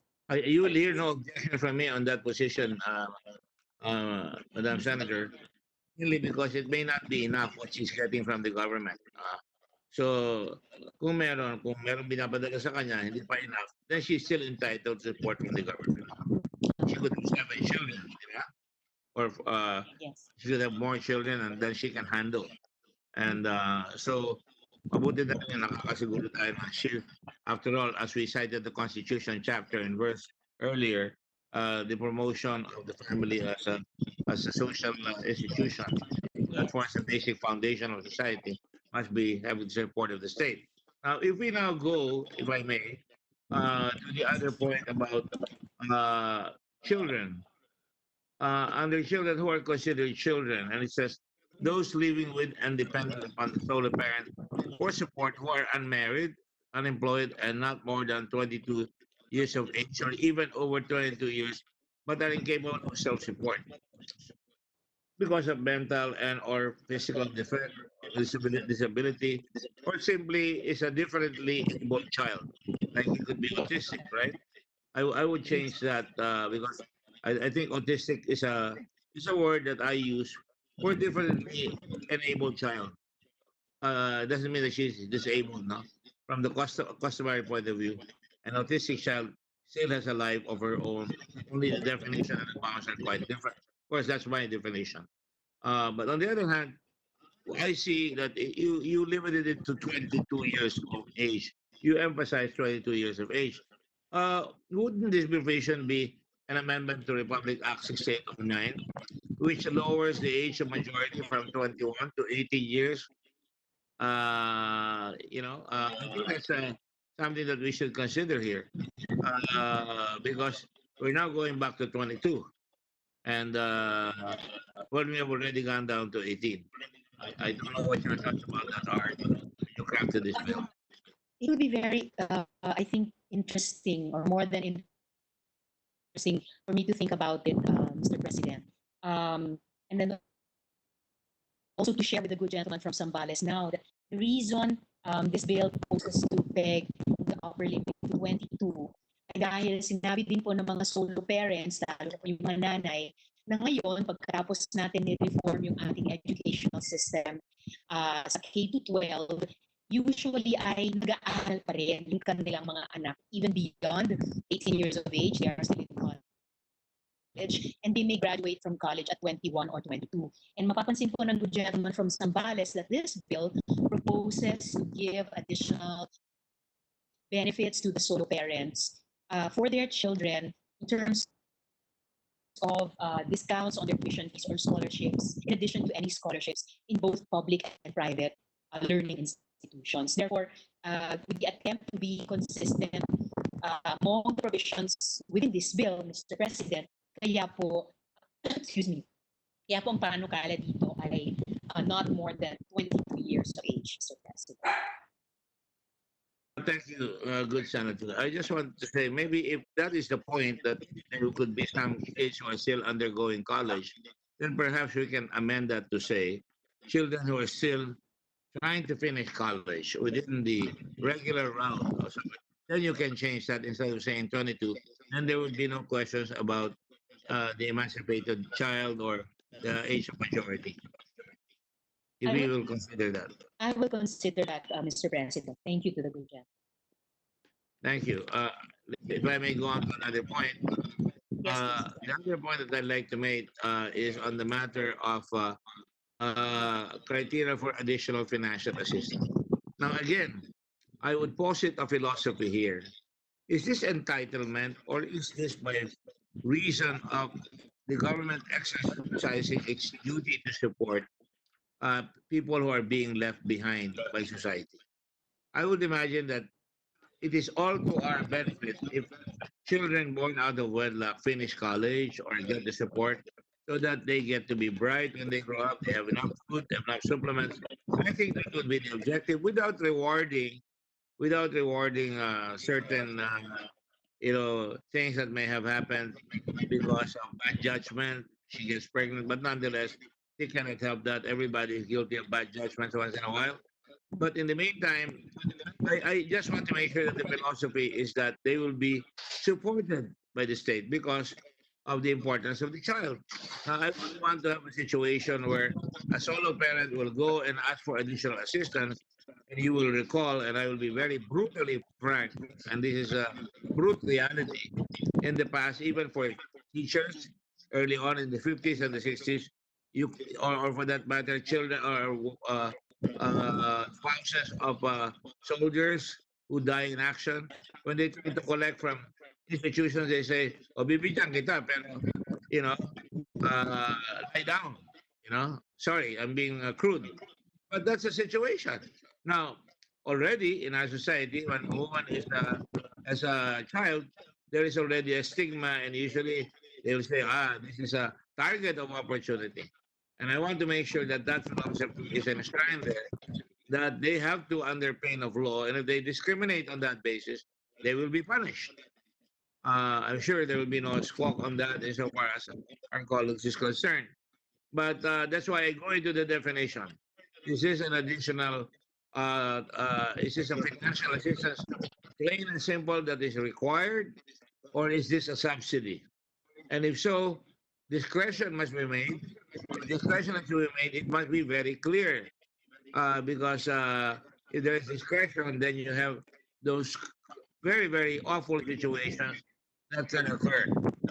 I think you know where I'm headed here, and I just hope that we are able to provide equal opportunity and equal treatment, and not create a situation where unequal treatment or abuse of a solo parent from one local government to another, for example, will occur. Not only for that reason or social stigma, but for example, uh, there is also and disparity. In other jurisdictions, the solo parents get more from one city than another city. And I think that is something that we should also try and correct and inculcate. We cannot have one size fits all, but of course, we try as much as possible to maximize the support for solo parents. Thank you. Thank you, good gentleman from Zambales, and for mentioning that there are, in fact, already examples of local governments offering at least discounts to solo parents. So pioneering sila, no? They've even gone ahead, Quezon City, Cebu City, San Juan City, mga halimbawa po ng mga local governments that already offer various discounts to solo parents. And our aim through this bill is to institutionalize this practice nationally. Yung tinatanong po ng good gentleman kanina, I think the both principles of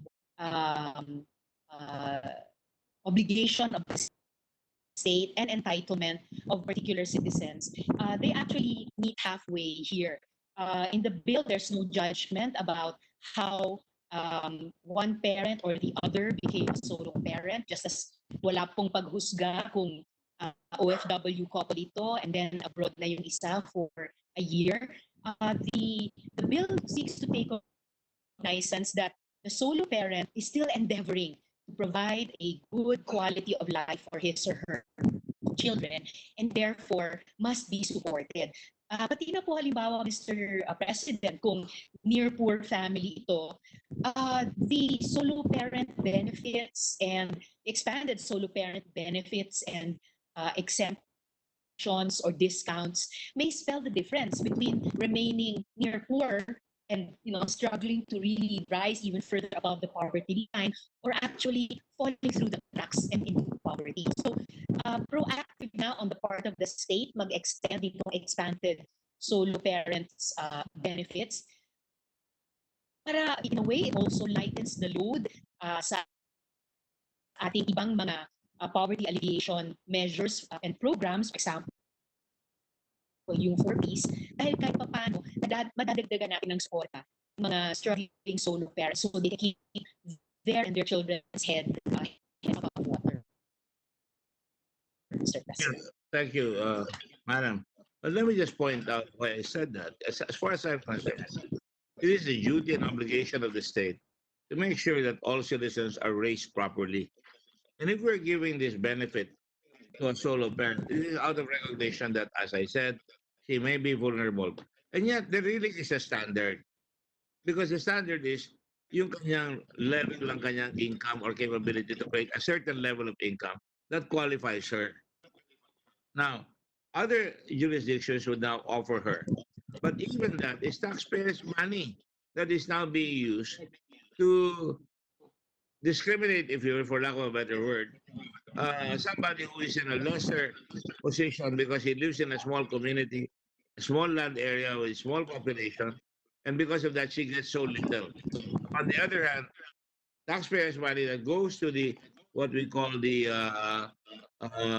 account that is being given to local government, which means that they get, because, for example, Davao would be a very big land area with a lot of population, and they will get more from the fund. So lugi yung ibang tao na nakatira sa double box na nakatira sa maliit na lugar, kung dadagdagan yung nung ibang area sa malaking lugar, I think that there is some disparity. And I think that we should really try to think about making sure that the gaps are bridged. Well noted, Mr. President. And siguro if we pass this bill into law, pagdating ko sa IRRs, then that would be also a good time para i-level off, no, between the LGUs already providing solo parent discounts sa mga solo parents and what this law may eventually provide to all solo parents throughout the country, Mr. President.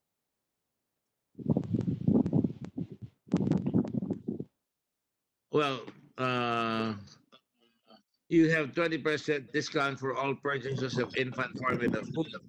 I find this kind of double, I wouldn't even say hypocritical, because we don't like serving infant milk, no? I mean, the red I'm a champion of breastfeeding. Several mothers have told me that, and they put me on a magazine. They say Senator Gordon is a champion of breastfeeding. I'm a You are breastfed President. child. No? And that's why there's a qualification here. That 20% discount on infant formula is only if the solo parent is not the mother. Dahil kung yung solo parent ay yung nanay, then our gold standard is upheld that we support, and I join the good gentleman from Zambales in this. We support 100% breastfeeding of the mother of her baby, exclusively, especially in the first 6 months of life, and to continue even into the first 2 years of life with mixed feeding after 6 months, Mr. President. There are women who, no matter what they do, cannot provide breast milk. breast milk. Yeah, that's what I'm saying. My female staff here is trying to rebel against me. They thought I was going to say something atrocious. You know, but the point here being that if they cannot breastfeed, can they have a 20% discount too as well? Mr. Or President, maybe they can get a surrogate mother who can breastfeed the children. That's allowed.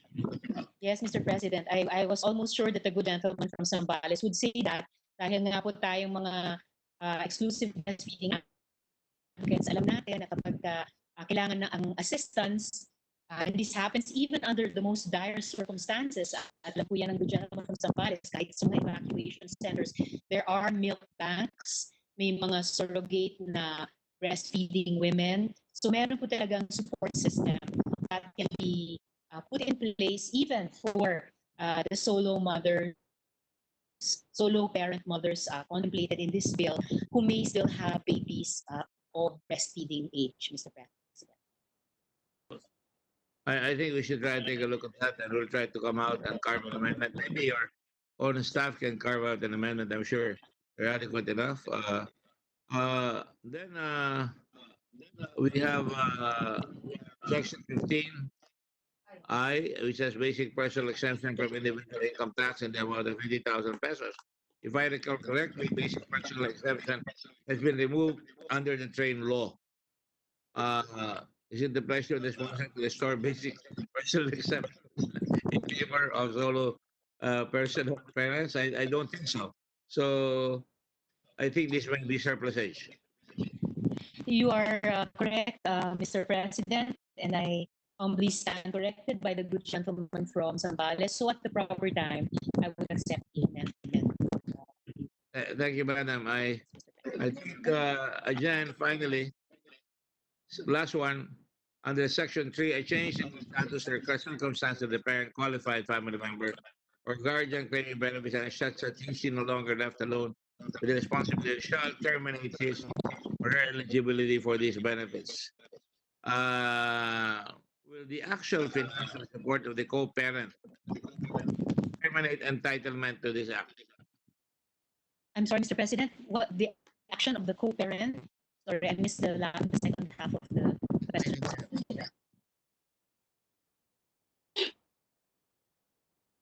Yeah, Mr. President, if you could kindly repeat the last half of the question. I'm not firm on this, but supposing now the one giving support finally is still able to give support. Obviously, when the wife gets married or the sole parent gets married and gets the support, she will no longer get the support from the other partner, would she? If she's getting support from the government already. The good gentleman from Zambales is correct, Mr. President. Once the erstwhile solo parent is no longer a solo parent as defined under this act, then these benefits, exemptions for solo parents would cease to exist, Mr. President.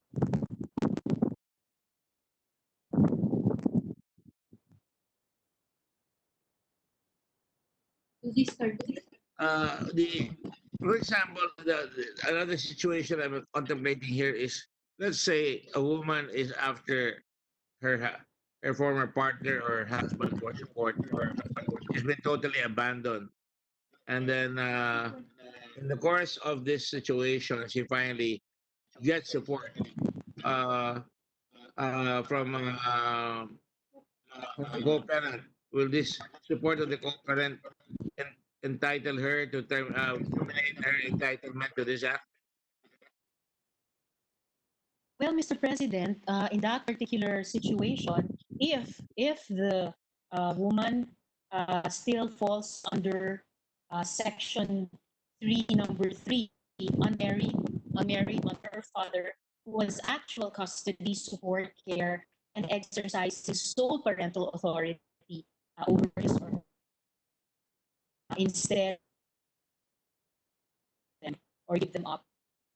If they still definition avail of the Don't touch the wires. somehow, yes, Mr. President. Yes, thank you. One final question, and this is the final question because I'm sorry I jumped over the law, wala o the bill. I'm talking about Section 2 Comprehensive Package of Social Protection Services. Section 5, the package will initially include A, livelihood development services, which include training on livelihood skills, basic business management, value and provision of seed capital or job placement. Nicely done, but I want to make sure that this is mandated. Sometimes, if it is not mandated, and that on both sides, the government will mandate if you're receiving it, you're mandated to make sure that you learn a skill so that you can help stand up on your feet, and the government should allow you to do that so that you can get out of it. And then on the part of the government, it's mandated until she learns the skill, graduates, in which case it is terminated. So that's the only point I want to make there, Mr. President. Noted, Mr. President, and thank you also for that to the good gentleman from Zambales. Thank you very much. That is acceptable. I hereby terminate my interpellation. Thank you very much for being so generous. Thank you. Thank you, Mr. President, and to the good gentleman. Thank you. Majority Leader. Thank you, Mr. President. Earlier, Senator Pia Cayetano was raising her hand, but I'm not sure if she still wants to be recognized here. Ma'am, would you still interpolate or for another day? Yeah, no, I'll interpret another day, but I was just filling in the gap when Senator Gordon temporarily went off the air naman. But may I just ask for a copy of Senator Gordon referred to some data about the high number of solo parents in NCR, Calabar Zone, etc. I had some questions around that. So may I just request for a copy and any other table or data that the sponsor has on the number of solo parents, etc., so that I can be more prepared when I interpolate. Thank you very much. Gladly, Mr. President, I will furnish the data I have to the good gentlewoman from Taguig. All right, Senator, the Majority Leader. Thank you, Mr. President. Mr. President, with that, I know we have a few other colleagues who want to interpolate, but they're not here at the moment. I move that we suspend consideration of Senate Bill number 1411. I so move, Mr. President. All right, any objection? Hearing none, consideration of 1411 is suspended. Thank you, Mr. President. Thank you to the sponsor, Senator Risa, to the interpolator, Senator Gordon. Thank you very much. Mr. President, we just like to recognize, just to put on record, Senator Coco Pimentel has joined us. I'm just worried that he might not be recognized earlier when we took a roll call of all members. Yes, And I believe also Pimentel. Senator Manny Pacquiao, yes. Yes, joined us thereafter, and therefore the complete attendance today is 23. Thank you, Mr. President. All right, Mr. Majority President, Leader. I move that or rather, Mr. President, we are in receipt of the Bicameral Conference Committee report to be ratified on Bicameral Conference Committee report on the disagreed provisions of Senate Bill number 1086 and House Bill number 6312. This is the act establishing the National Academy of Sports and providing funds thereof. With the permission of the body, may we recognize as chairman of the Senate panel, no other than our distinguished colleague from Valenzuela, Senator Sherwin Gatchalian, to give us the highlights of the BICAM report, Mr. President. Senator Sherwin Gatchalian is recognized. Give us the highlights of the BICAM report. Thank you, Mr. President. Mr. President, esteemed colleagues, good afternoon. I have the honor of submitting for ratification a copy of the Bicameral Conference Committee report on the disagreeing provisions of the Senate Bill number 1086 and House Bill number 6312, creating and establishing the National Academy of Sports. The Senate and the House panels have met and discussed to work out a reconciled version of our respective bills. We have come up with a legislation that will create and establish a National Academy of Sports to train and develop future generations of world champion Filipino athletes. This is a high school that will give our students a quality and enhanced secondary education program integrated with a special curriculum on sports. Our students will be housed and trained in the world-class sports facilities which are at par with international standards. It shall be attached to the Department of Education in close coordination with the Philippine Sports Commission. Mr. President, I am proud to move for the ratification of this legislation that will finally provide the financial, infrastructural, and policy support from the government that other countries have bestowed upon their athletes for a long time. This will give our own athletes and aspiring world champions the education, training, and opportunity to bring home the gold, honor, and pride to our country. And for those who will decide to pursue other paths and careers after graduation from the Sports Academy, this bill was crafted to ensure that the curriculum shall provide the student athletes with a holistic quality education to enable them to excel in their respective sports as well as pursue their chosen profession or career. To me, Mr. President, Filipinos have always been the greatest sports fans in the world. It is time to provide solid support to our own athletes and give them the opportunity to be the sports icon and the world champion that our Filipino fans will cheer for, be proud of, and respect. It is my hope that this bill will be the crucial first step towards that goal. Finally, Mr. President, I thank my colleagues and co-authors, Senator Angara, Senator Cayetano, Senator Go, whose staunch passion and advocacy for this legislation inspired the Senate and the House committees to take this measure to finish the line. Thank you also to Senator Tolentino for his free when we trashed out several issues during the bicameral conference, and to Senator Gordon and Binay, who contributed to refine the bill during the interpellations and period of amendments. Mr. President, the comprehensive details of the disagreeing provisions of the House and of the Senate and House bills are reflected in the joint explanatory statement. With the permission of the body, I move that the said joint explanatory statement on the disagreeing provisions of Senate Bill number 1086 and House Bill number 6312 be read in toto into the record and the bicameral conference committee report be ratified. Thank you very much and good afternoon. Mr. President, Basically saying that inserting into the record. President. What's the majority leader say? Mr. President, we have two other colleagues who would like to co-sponsor report or manifest their and support of the report. Mr. President, may we recognize Senator Pia Cayetano, Mr. President. Senator Pia Cayetano is recognized. Thank you, Mr. President. I think this bill is about 10 years in the making. I first filed it many years ago, and I'm just so happy, and I want to thank the sponsor for leading us to the final step of this, seeing this become a law. And I'd just like to emphasize, Mr. President and our dear colleagues, that the significance of this bill is cannot be overemphasized, because without a national, our athletes can consider their training coaches in the country with the best facilities, we really limit their full potential. The majority floor leader is very much produced, be medaled NSA in the last Southeast Asian Games. And the last point I want to make, one will deny the countries, no? If this sickness, this COVID, united us with countries all over the world, sports, I think, had that primary spot to begin with.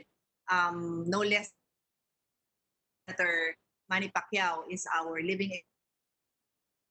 What Filipino does not want to want for a Filipino in waves all over the world? So that is why this is so important to all of us, because we will just be able to produce more inspiring athletes in the days, months, because of this bill. So thank you, dear colleagues, for the support. Mr. President, Senator Sani Angara, Mr. President, to also. Senator Sani Angara is recognized. President, thank you, Majority Leader. A number of points and pay tribute to our very productive on the occasion, our seatmate, Senator Sherwin. Thank you, sir, for steering this to by our previous colleagues. And pursuant to what Senator Pia said, this bill was first filed. I was still a congressman, still the Philippine High School back then, in I think in the 15th Congress, if I'm not mistaken. And I'd like to mention Father Tito Kaluwag, because the germ of the idea came from him, and he mentioned it to myself and to Senator Pia. And the idea was really to have something like the Philippine High School for Arts in Makiling, which has produced some of our most outstanding artists in different fields and endeavor. And it has morphed, I think, for the better into the National Academy for Sports. So now, rather than a single entity, the High School for Sports, hopefully we can have a system which is, will permeate the grassroots. Just long been kind of the wala ho tayong really total grassroots immersion outside of the school system. No? Kulang ho tayo dun sa ganong klaseng sistema. So salamat ulit. And although we look forward to the new normal, Mr.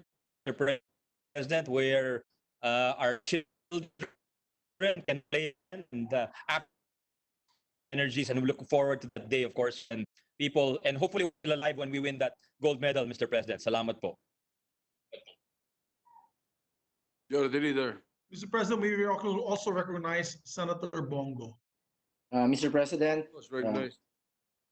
as the chairman of the Committee on Sports, I would like to express my gratitude to this August Chamber for coming together in support of this measure for the benefit of our youth and for the benefit of Philippine sports. I firmly believe that with this measure, we will be able to catch up with the rest of the world in development. This measure in the 2019 State of the Nation,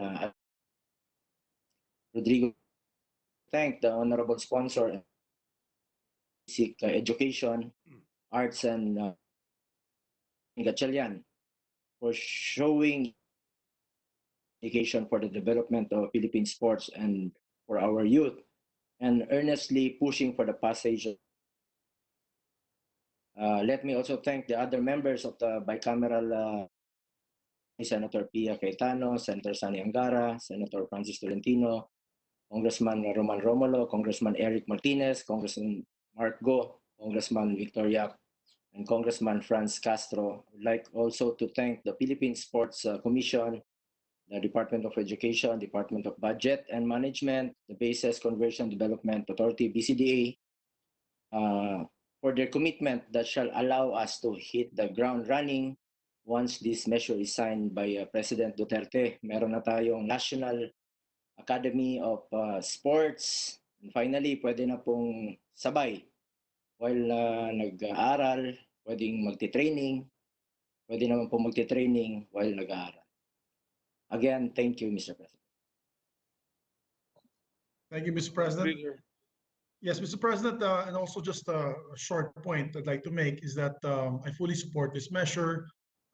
Ever since I was an athlete, that was our desire, is to have an academy such as this, where in other countries they do the same, particularly in the early socialist countries, wherein you have several Olympic gold medalist winners, former Yugoslavia, Romania, many of the Warsaw Pact countries, Mr. President, they really had sports academies, which really focused on training and education. And that is why during those times, the number one gold medal winners in sports were these countries, these Warsaw Pact countries, the so-called Warsaw Pact countries. Of course, they're now democracies, Mr. President. So learning from that experience and our experience in this last SEA Games, we really need to focus on this particular endeavor to be able to come up with future champions. Hopefully, we don't have to wait for future gold medalists in the Olympics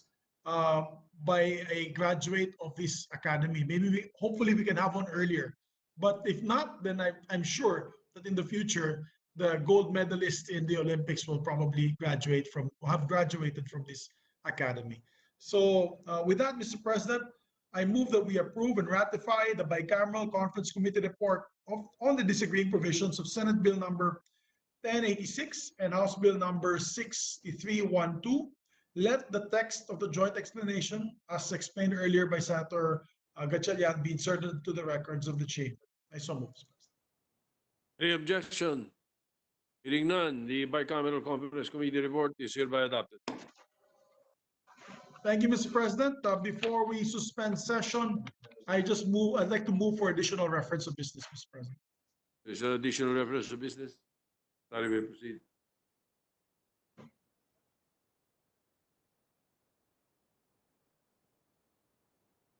Bills on first reading, Senate number 1519, an act institutionalizing the immediate disposition of government assets and properties to augment public funds during the national emergency arising from the coronavirus disease 2019-COVID-19, introduced by Senator Tolentino.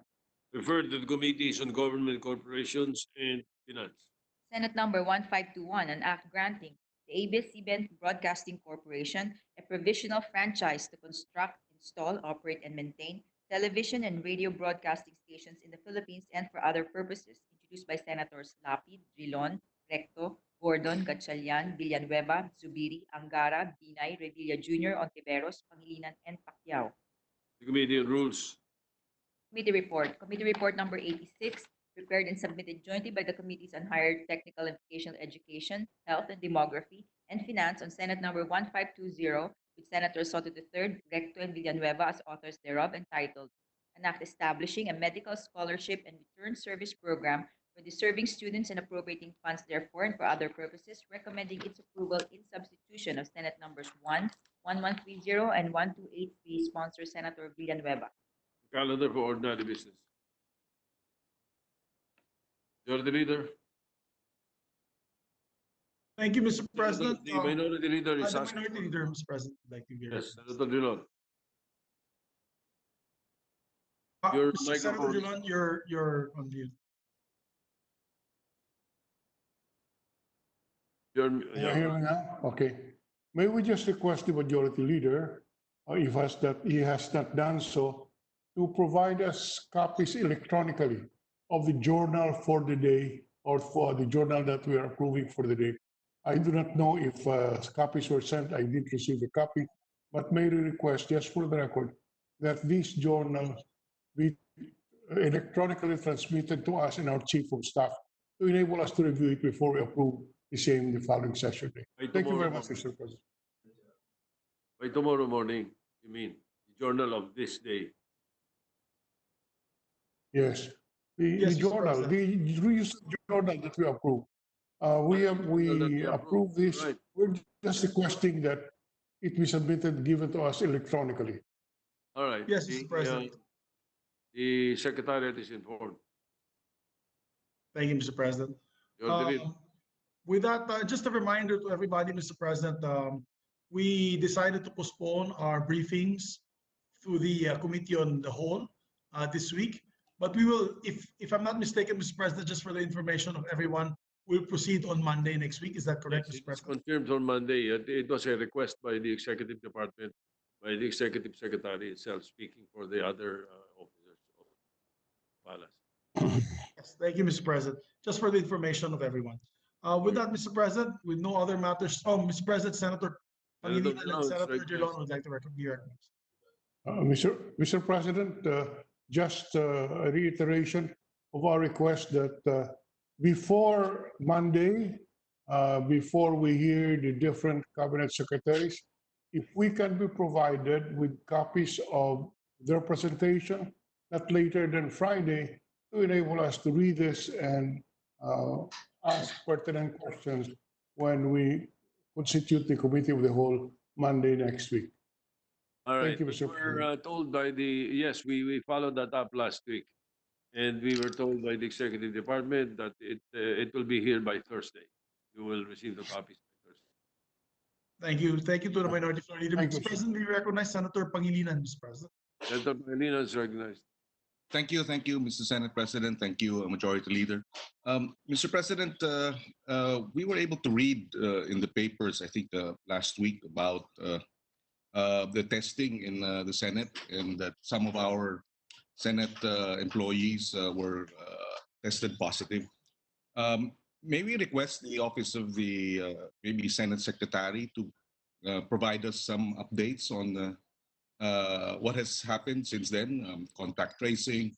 We're concerned because, of course, some of our staff members come and go into the Senate. So if we can get a confidential, perhaps, update or report on moving forward in terms of the findings and what we have done to protect our employees and our Senate staff. Right. According to the secretariat, they are merely finalizing the complete report.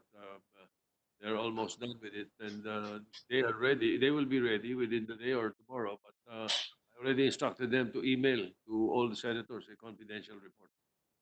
Yes. Thank you, Mr. President. Thank you very much, Majority Leader. Thank you. Thank you very much, Mr. President. With that, Mr. President, I move that we suspend the session until 3 o'clock in the afternoon, Tuesday, May 12, 2020. I so move, Mr. President. Any objection? Hearing none, the session is suspended until 3 o'clock in the afternoon of May 12, 2020. Thank you. Bye-bye. See you tomorrow.